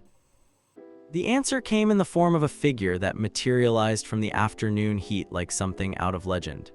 Pain, or rather, the 6 paths of pain, stood at the fortress gates with the casual confidence of someone who had never known defeat. Naruto Uzumaki, the Deva Path, spoke, its voice carrying across the courtyard with artificial resonance. I have come to retrieve what belongs to Akatsuki. The statement sent ripples of shock through the assembled Storm Sovereigns. Here was a threat that transcended normal classifications, power that could potentially challenge even their legendary leader. What belongs to Akatsuki? Naruto asked, though his casual tone belied the tension that had suddenly filled the air. You carry within you the 9-tailed fox. That chakra, that power is required for our plans. Surrender it willingly and your followers will be spared. And if I refuse, then you will learn why gods do not negotiate with mortals. The words hung in the air like a challenge, and around the courtyard, the greatest collection of missing nin and elite shinobi in the world prepared for a battle that would reshape the ninja world's understanding of power itself. But as Naruto stepped forward to face this new threat, something unexpected happened. For the first time in years, he found himself thinking not of conquest or domination, but of protection, of the people who served him, who had placed their faith in his ability to keep them safe. The King of Beasts was about to face his greatest test, and the outcome would determine not just the fate of his empire, but the future of everyone who had chosen to follow a legend reborn. Thunder rumbled in the clear afternoon sky, and somewhere in the distance, storm clouds gathered as power prepared to meet power in a clash that would echo through history. The war for the soul of the ninja world was about to begin. The aftermath of Pain's assault on the Storm Sovereign Fortress would be remembered as the day legends bled. What had begun as a confident declaration of divine authority had devolved into a brutal demonstration of what happened when unstoppable force met immovable object. Naruto stood among the rubble of what had once been his throne room, sake dripping from a shattered bottle in his hand while golden blood traced patterns down his scaled arms. Around him, the evidence of their battle scarred the landscape, craters that spoke of devastating impacts, twisted metal that had been heated beyond its melting point, and the lingering scent of ozone that marked where lightning and spiritual pressure had clashed. Pain lay broken at his feet, the 6 paths scattered and lifeless, their artificial bodies finally succumbing to damage that had accumulated over hours of relentless combat. But it was the still form of Nagato, the true Pain, whom Naruto had tracked to his hidden location during the battle's climax, that held his attention. Why? Naruto asked the dying man, his voice carrying exhaustion that went beyond physical fatigue. You had power that rivaled gods, you could have built anything, changed everything. Why waste it on collecting Biju like they were trading cards? Nagato's response was a whisper, barely audible above the settling debris. Because I thought power alone could bring peace. That fear of overwhelming force would end the cycle of hatred. And now I see that power without understanding creates only more pain. The man's eyes, already fatting, fixed on Naruto with something approaching pity. You'll learn what I learned, that standing above everyone else means standing alone. The words followed Naruto as Nagato's breathing stilled, leaving him alone among the ruins of his fortress with only the distant sounds of his followers attempting to restore order. The victory that should have felt triumphant instead tasted of ash and bitter sake. 3 months had passed since that battle, and the Storm Sovereigns had relocated to a new stronghold. A massive complex carved into the living rock of the mountains between the land of fire and the land of earth. The fortress was more impressive than their previous base, with expanded training grounds, administrative facilities, and living quarters that could house an army. But for all its grandeur, it felt empty to the man who ruled it. Naruto sat in his new throne room, a chamber that made his previous seat of power look modest by comparison. Vaulted ceilings rose into shadows above, while banners bearing the Storm Sovereign symbol hung like silent witnesses to his authority. The throne itself was carved from a single piece of black stone, its surface inscribed with symbols that spoke of conquest and dominion. Yet despite all this magnificence, he found himself drinking alone more nights than not. My lord, Gaara's voice interrupted his brooding, sand swirling around the Sand General as he materialized from the chamber's shadows. The reports from our territorial governors. Summarize them, Naruto replied, not bothering to look up from his bottle. 3 minor border disputes resolved through shows of force. The Land of Rivers has increased their tribute payment by 15%. Our agents in Iwagakure report growing unrest as the Tsuchikage struggles to maintain authority in the face of our expansion. Gaara paused, studying his leader's profile. All good news by any reasonable measure. And yet you sound concerned. I'm concerned because you don't. 6 months ago, news of territorial expansion would have sparked immediate plans for further conquest. Now you treat our victories like administrative details. It was an accurate observation, and one that Naruto had been avoiding confronting directly. The throne he'd built, the empire he'd conquered, the authority he'd claimed, all of it felt increasingly hollow with each passing day. Perhaps I'm simply maturing, Naruto suggested, learning to take success for granted rather than celebrating every small victory. Perhaps, Gaara agreed, though his tone suggested skepticism. Or perhaps you're finally asking yourself the question that every conqueror eventually faces: what comes after victory? Before Naruto could respond, they were interrupted by another arrival. Sasuke emerged from the chamber's main entrance, moving with the fluid confidence that had become his trademark since joining the Storm Sovereigns. But there was something different about his demeanor, a tension that spoke of news that wouldn't wait for formal appointments. "We have a problem," Sasuke announced without preamble. "Intelligence from our agents in the minor villages. They're forming a coalition." "How many villages?" Naruto asked, his interest sharpening for the first time in weeks. 12, possibly more, led by Takagakure and backed by promises of support from Konoha and Suna if the coalition proves effective. Armies. Combined force of approximately 8,000 shinobi, mixed quality, but they've been training together for months. Someone with tactical knowledge has been coordinating their efforts. The information should have triggered immediate military planning, urgent conferences with his generals, the mobilization of forces to counter this new threat. Instead, Naruto found himself oddly detached from the implications. "Let them come," he said finally. "If they want to test themselves against us, they'll learn the same lesson everyone else has learned." "With respect, my lord," Sasuke said carefully, 8,000 coordinated shinobi is not a force we should dismiss casually. Even our capabilities have limits. "Do they?" Naruto's golden eyes fixed on his lieutenant with predatory interest. "Tell me, Sasuke, what exactly do you think our limits are?" "I think," Sasuke replied with growing certainty, "that you could level their entire coalition single-handedly if you chose to. But I also think that doing so would require you to care about the outcome, and lately. Lately you seem more interested in drinking than in ruling, more concerned with philosophical questions than with practical solutions. More," Sasuke paused, searching for the right words, "more like someone going through the motions than someone who believes in what he's building." The observation struck home with uncomfortable accuracy. Naruto studied his sake bottle, noting how the expensive vintage caught light from the chamber's torches while his mind struggled with questions that had no easy answers. "Perhaps," he said finally, "that's because I'm beginning to wonder what I'm building toward. Power for its own sake, conquest without clear purpose, an empire that spans continents but serves no greater goal than the aggrandizement of its ruler." "You're creating order from chaos," Gaara interjected. "Ending the cycle of village conflicts, protecting the weak, establishing stability across territories that have known only war."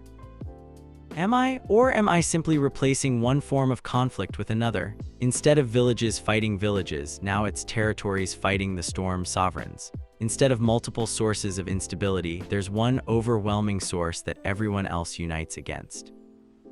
The questions hung in the throne room like accusations, each one striking at the heart of everything they'd built together. Around them, the evidence of power and authority seemed to mock the growing doubt in their leader's voice. "My lord," Sasuke said carefully, "if you're having second thoughts about our methods." "I'm having second thoughts about everything," Naruto interrupted.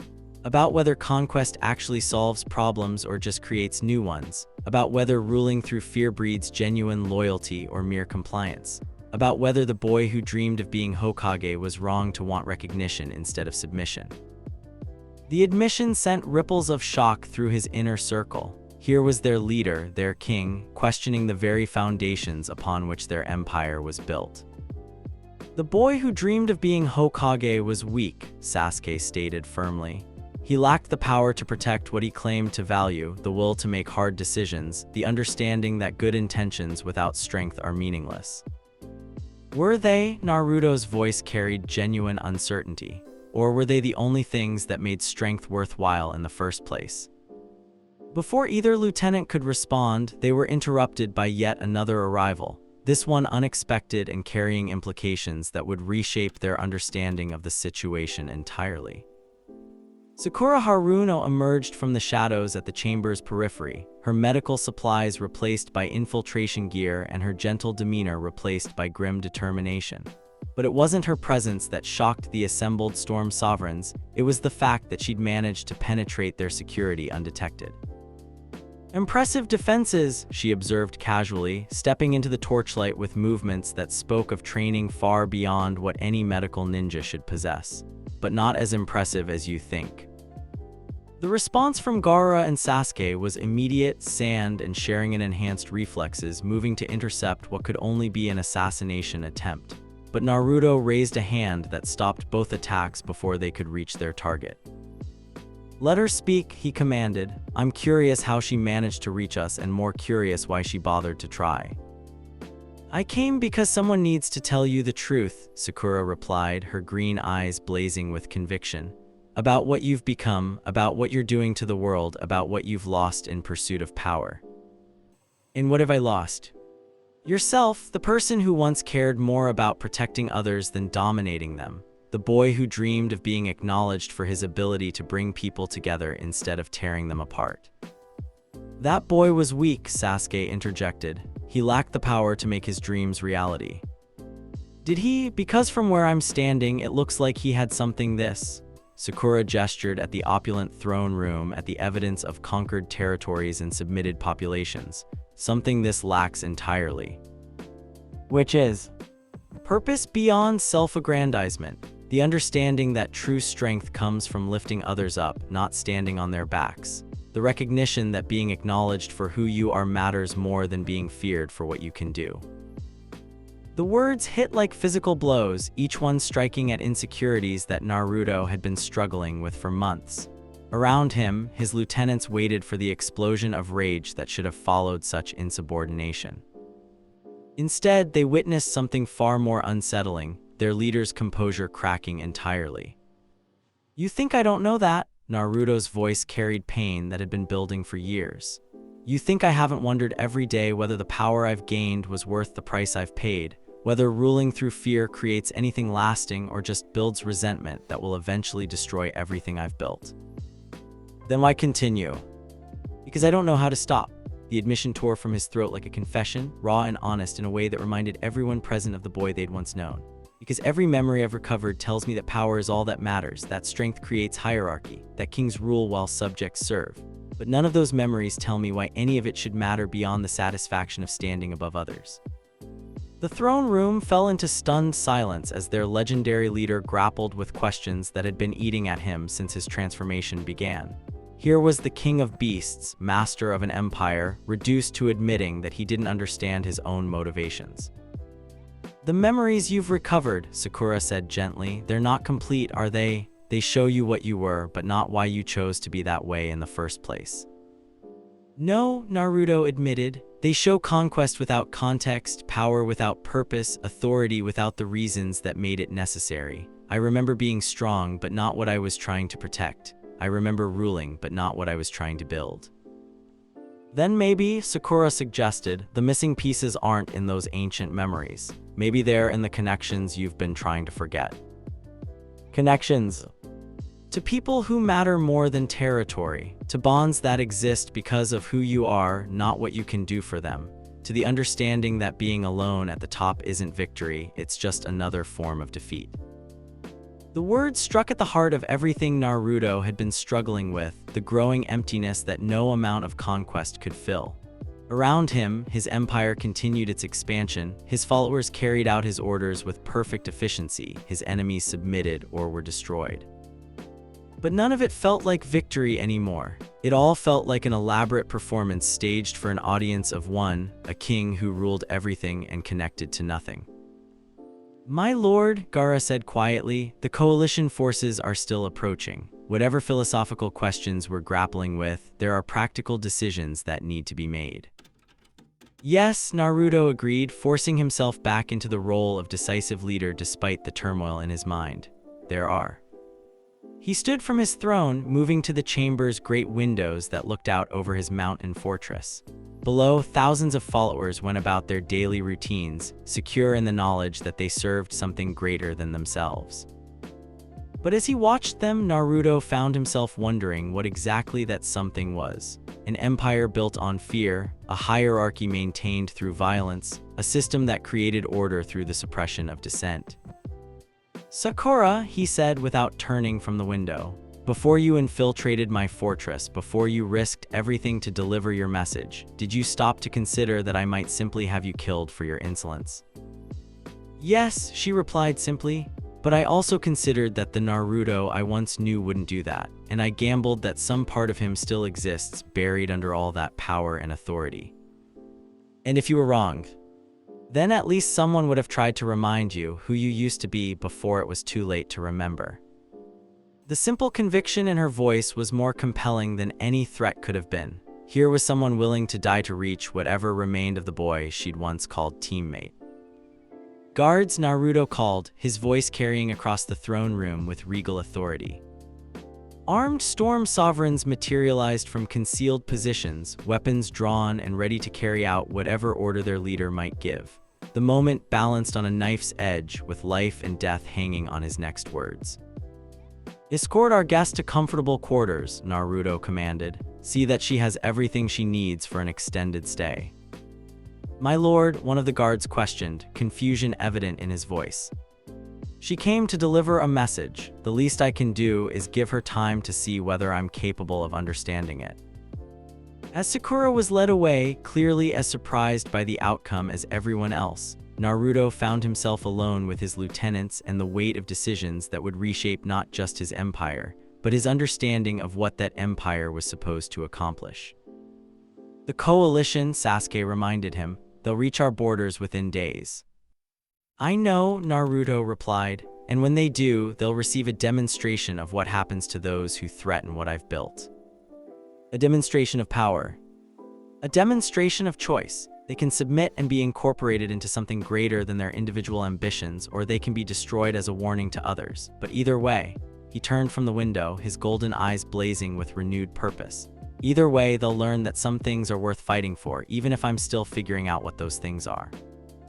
That night, as his empire prepared for war and his followers readied themselves for another test of their legendary leader's power, Naruto sat alone in his private chambers, staring at a bottle of sake while memories both ancient and recent warred in his mind. Somewhere in the darkness of his fortress, Sakura waited to see whether her gamble would pay off.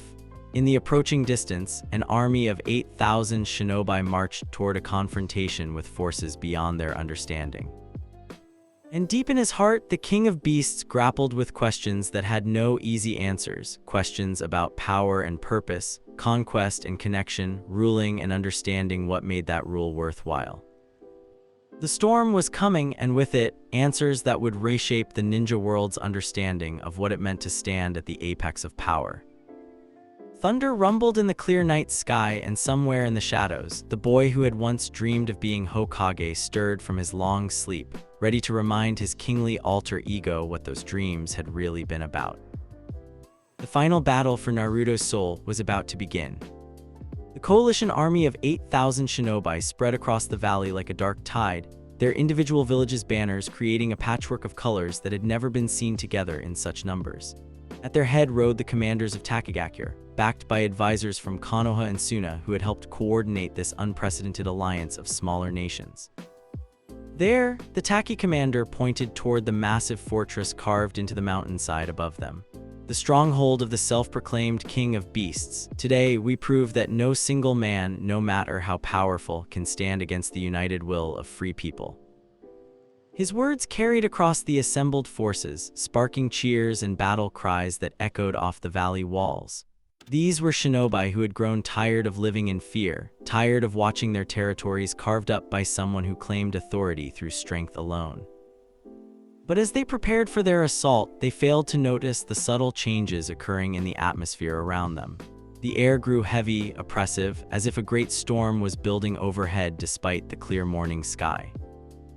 High above, in the fortress's central tower, Naruto Uzumaki stood watching the approaching army with golden eyes that reflected neither fear nor excitement, only a deep, bone-weary exhaustion that had nothing to do with physical fatigue.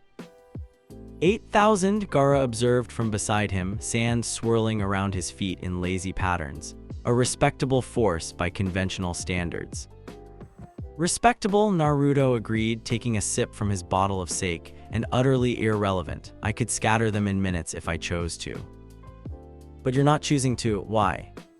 Because I'm tired, Gaara, tired of proving the same point over and over again, tired of demonstrations that accomplish nothing beyond reinforcing other people's fear of me. The admission hung between them like a confession. Around the fortress, Storm's sovereign forces prepared for battle with the efficient coordination that had made them legendary, but their leader seemed detached from the proceedings, as if watching events unfold from a great distance. "My lord," Sasuke's voice interrupted their observation as he emerged onto the tower, his Sharingan already active as he studied the approaching forces. "The coalition has sent an envoy under a flag of truce. They're requesting an audience."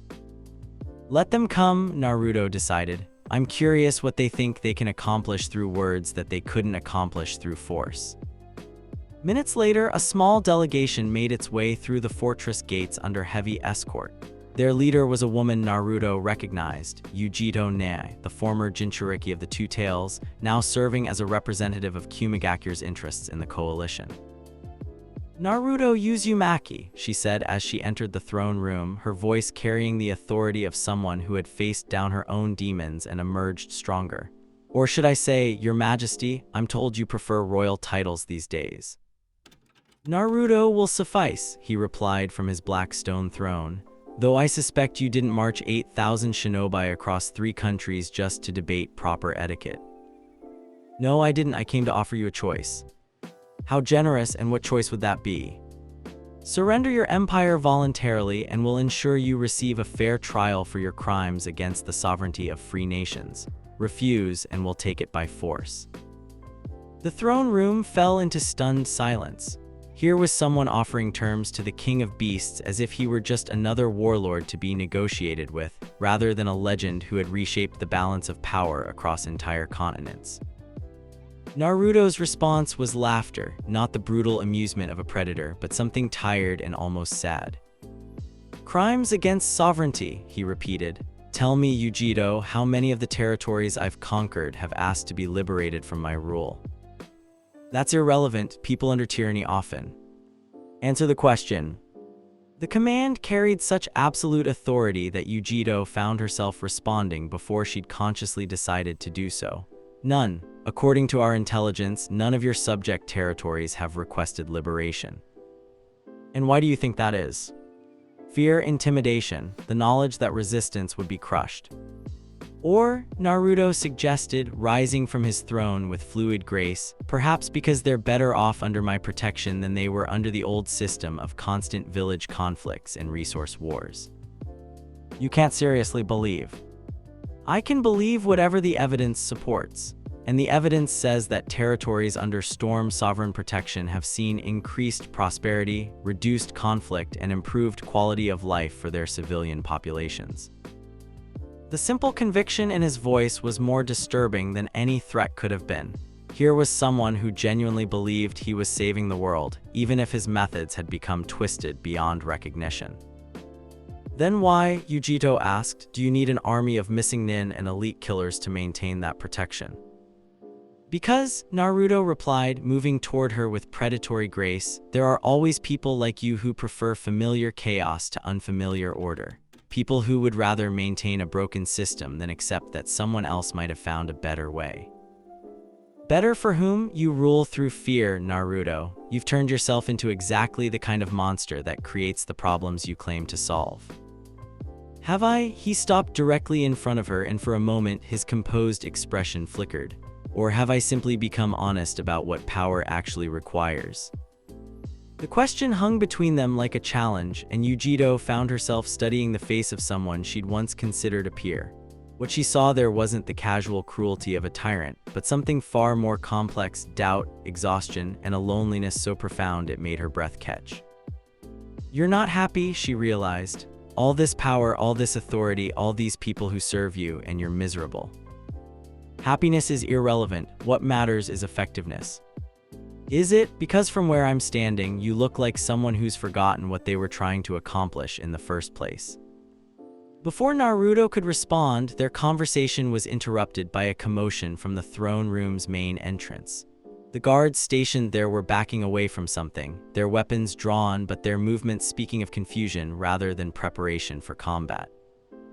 From the shadows stepped a figure that made everyone present take an involuntary step backward.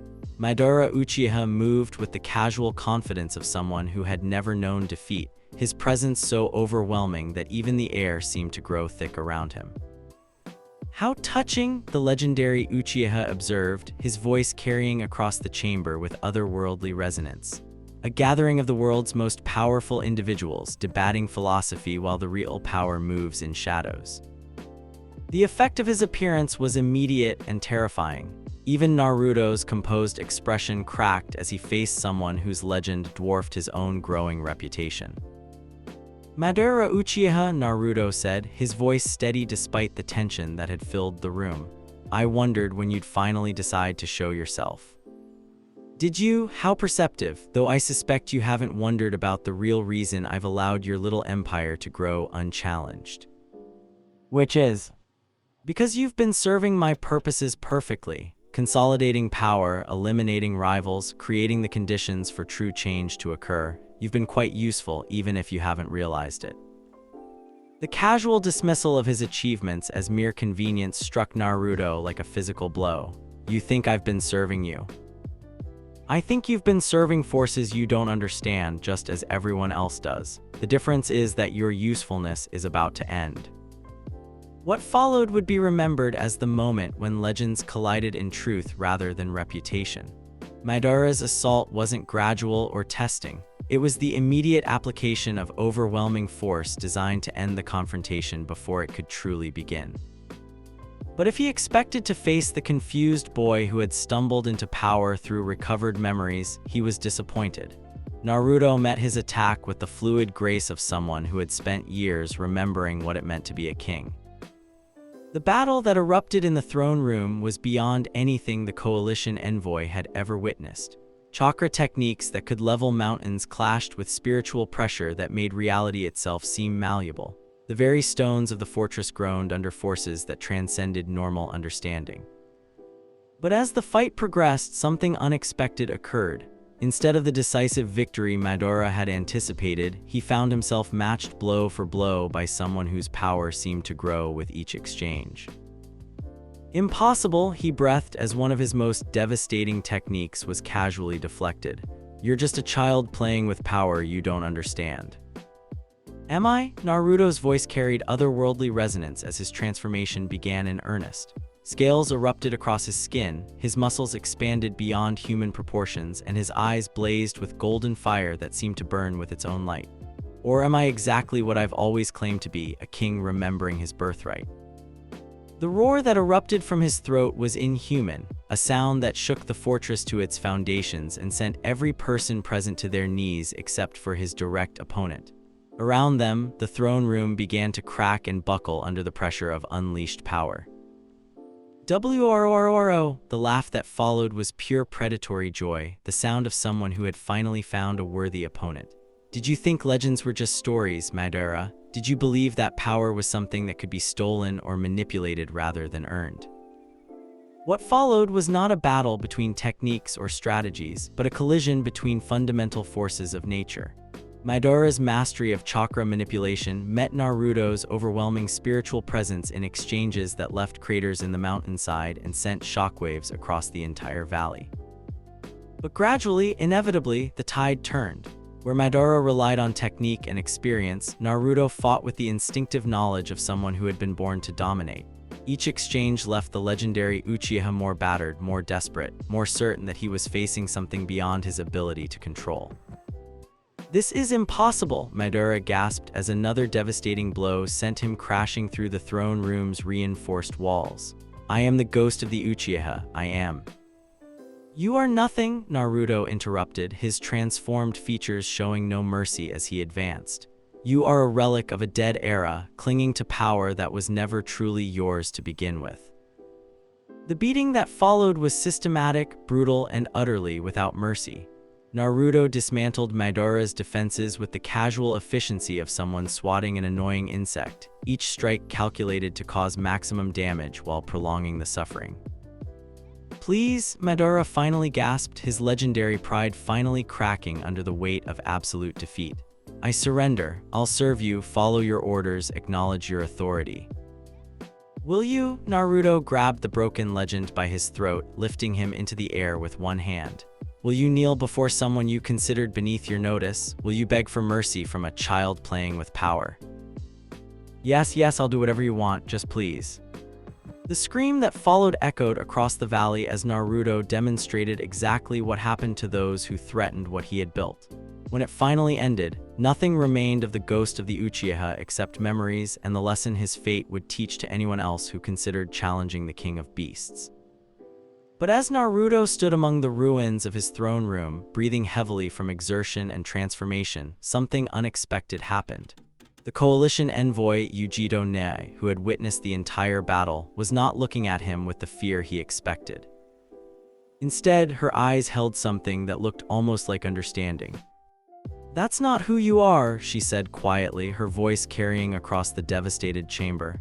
That brutality, that casual cruelty, it's not you. It's what you think you need to be. It's what power requires, Naruto replied, though his voice lacked its usual conviction. Is it? Because the man I just watched fight, really fight, not just demonstrate superiority, didn't look like someone who enjoyed what he was doing.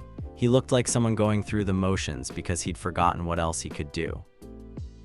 The observation hit home with uncomfortable accuracy. As his transformation faded and his features returned to their normal appearance, Naruto found himself struggling with emotions he'd been suppressing for months. You saw him, didn't you? Yujido continued. During the fight, when you stopped holding back, when you fought with everything you had, you weren't fighting as a king or a conqueror. You were fighting as someone protecting what mattered to him. And what would that be? The people who serve you, the empire you've built, the idea that maybe, just maybe, you really can create something better than what came before.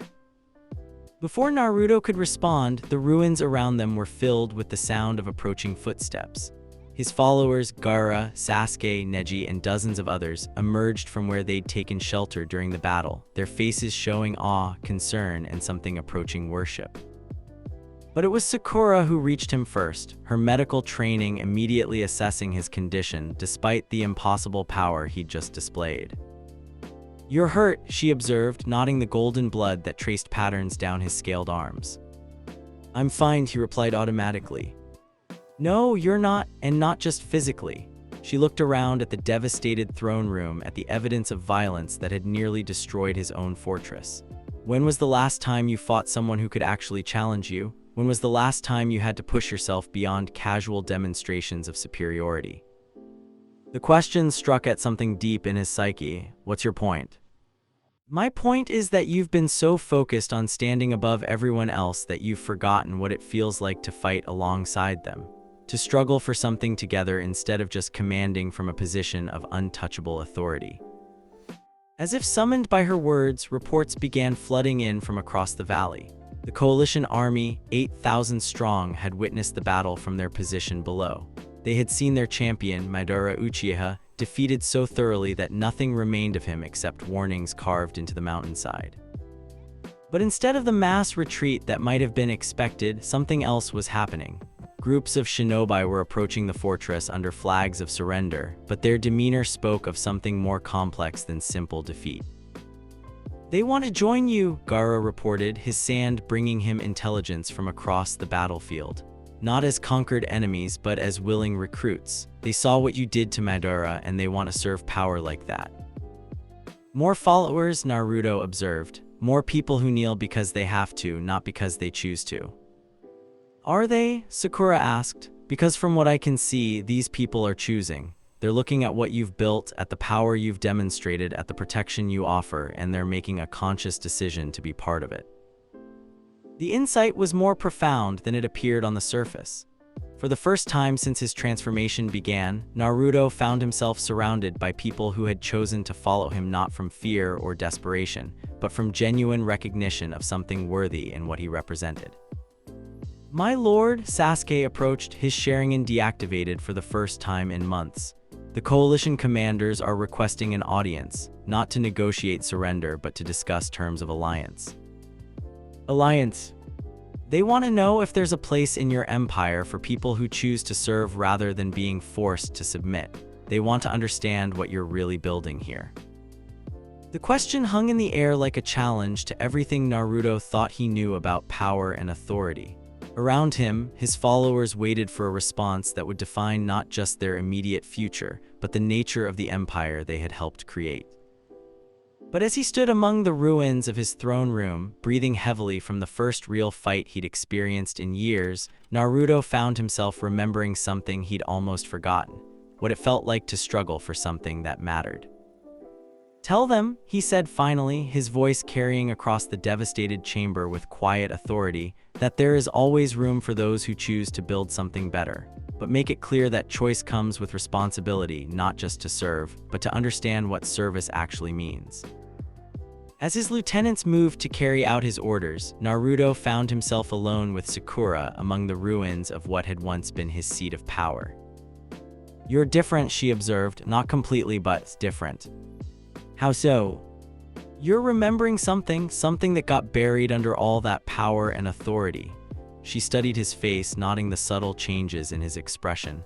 "You're remembering why any of this matters in the first place." "And what do you think that is?" "Connection, the understanding that being powerful enough to protect others only matters if you actually care about the others you're protecting." The words struck at the heart of everything he'd been struggling with for months. As reports continued to flow in from across the valley, thousands of shinobi requesting not conquest but cooperation, not submission but partnership, Naruto began to understand what had been missing from his recovered memories.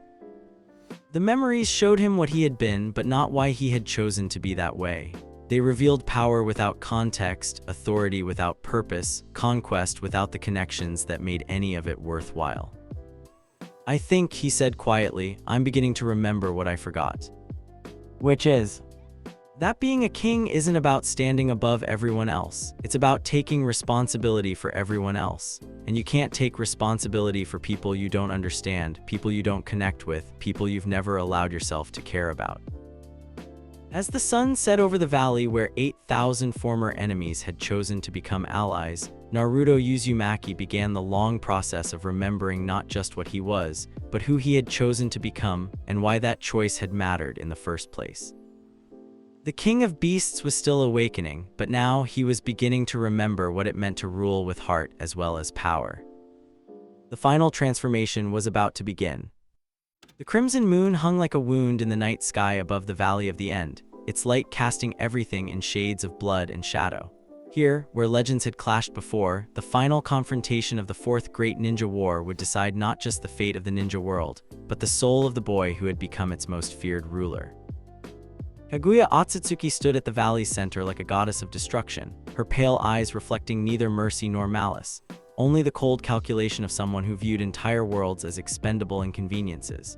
Around her, the very fabric of reality seemed to bend, dimensions bleeding into each other as she prepared to reshape existence according to her ancient will. "So," she said, her voice carrying across the devastated landscape with otherworldly resonance, "the humans have finally produced something interesting. A reincarnation who remembers what it means to wield true power." Naruto faced her across the scarred earth, no longer the confused boy who had stumbled into authority through recovered memories. 3 years of ruling, months of questioning, and one brutal moment of clarity had transformed him into something that transcended simple classifications of good and evil. Behind him stood his inner circle, not his subordinates following orders, but his companions who had chosen to face the end of the world at his side. Sasuke, his Sharingan blazing with power gifted by the Sage of Six Paths but tempered by hard-won understanding. Gaara, sand swirling around him in patterns that spoke of absolute loyalty freely given. Sakura, her medical skills having evolved into something approaching resurrection itself. And scattered across the battlefield, the greatest army ever assembled in the ninja world's history, storm sovereigns and coalition forces, former enemies and new allies, all united under the banner of someone they had chosen to follow rather than been forced to serve. "You cannot win," Kaguya declared, her form beginning to shift as she prepared to unleash power that had once created the very chakra that flowed through every living thing. "I am the source. I am the beginning and end of all power. What are you but a pale echo of something that was never meant to challenge gods?"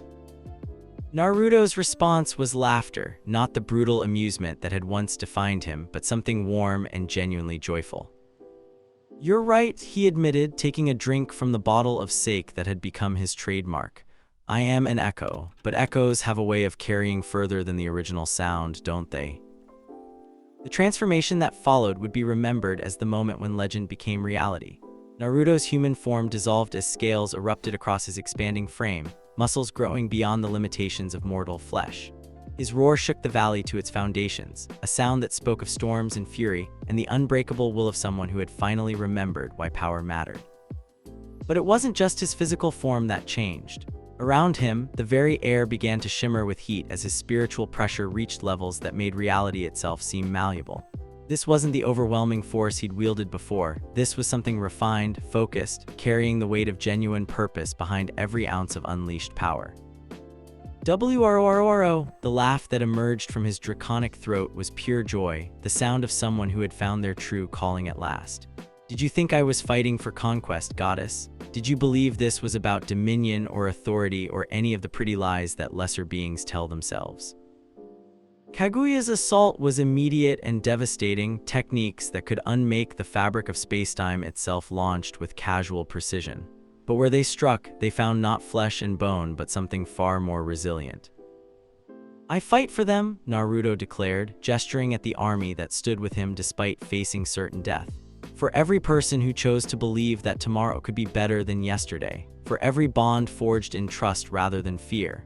For every moment when someone decided to care about something greater than themselves." The battle that erupted transcended normal understanding of combat.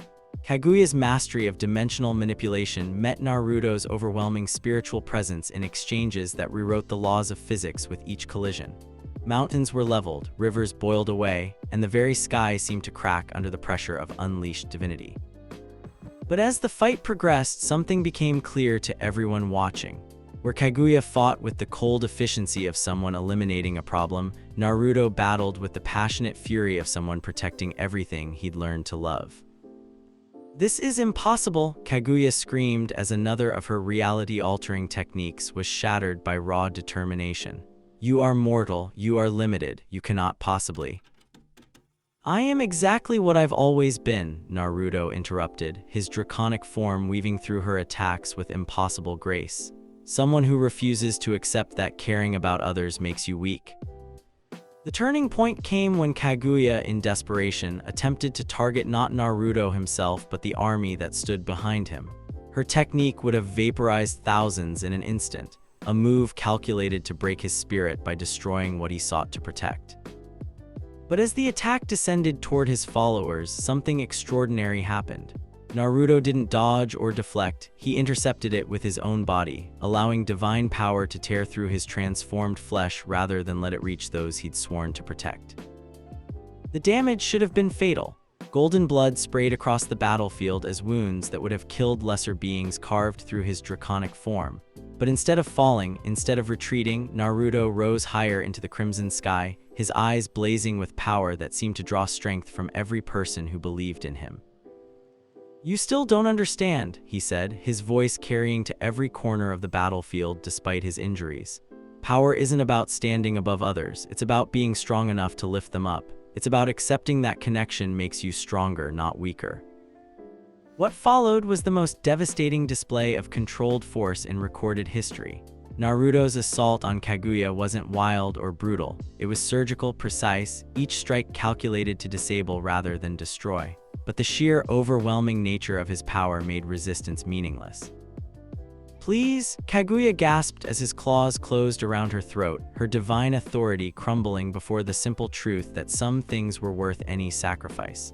I can give you immortality, unlimited power, the ability to reshape reality itself."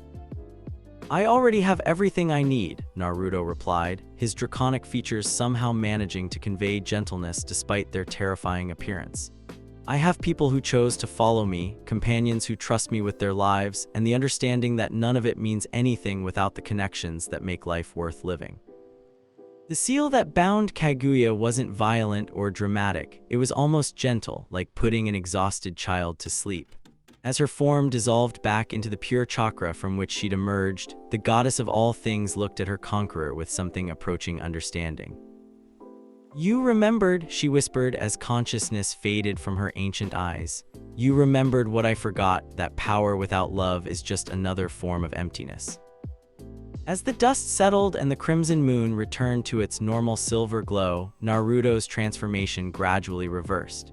His draconic features faded, his massive frame condensed back into human proportions, and the overwhelming spiritual pressure that had defined the battle dissipated into peaceful calm.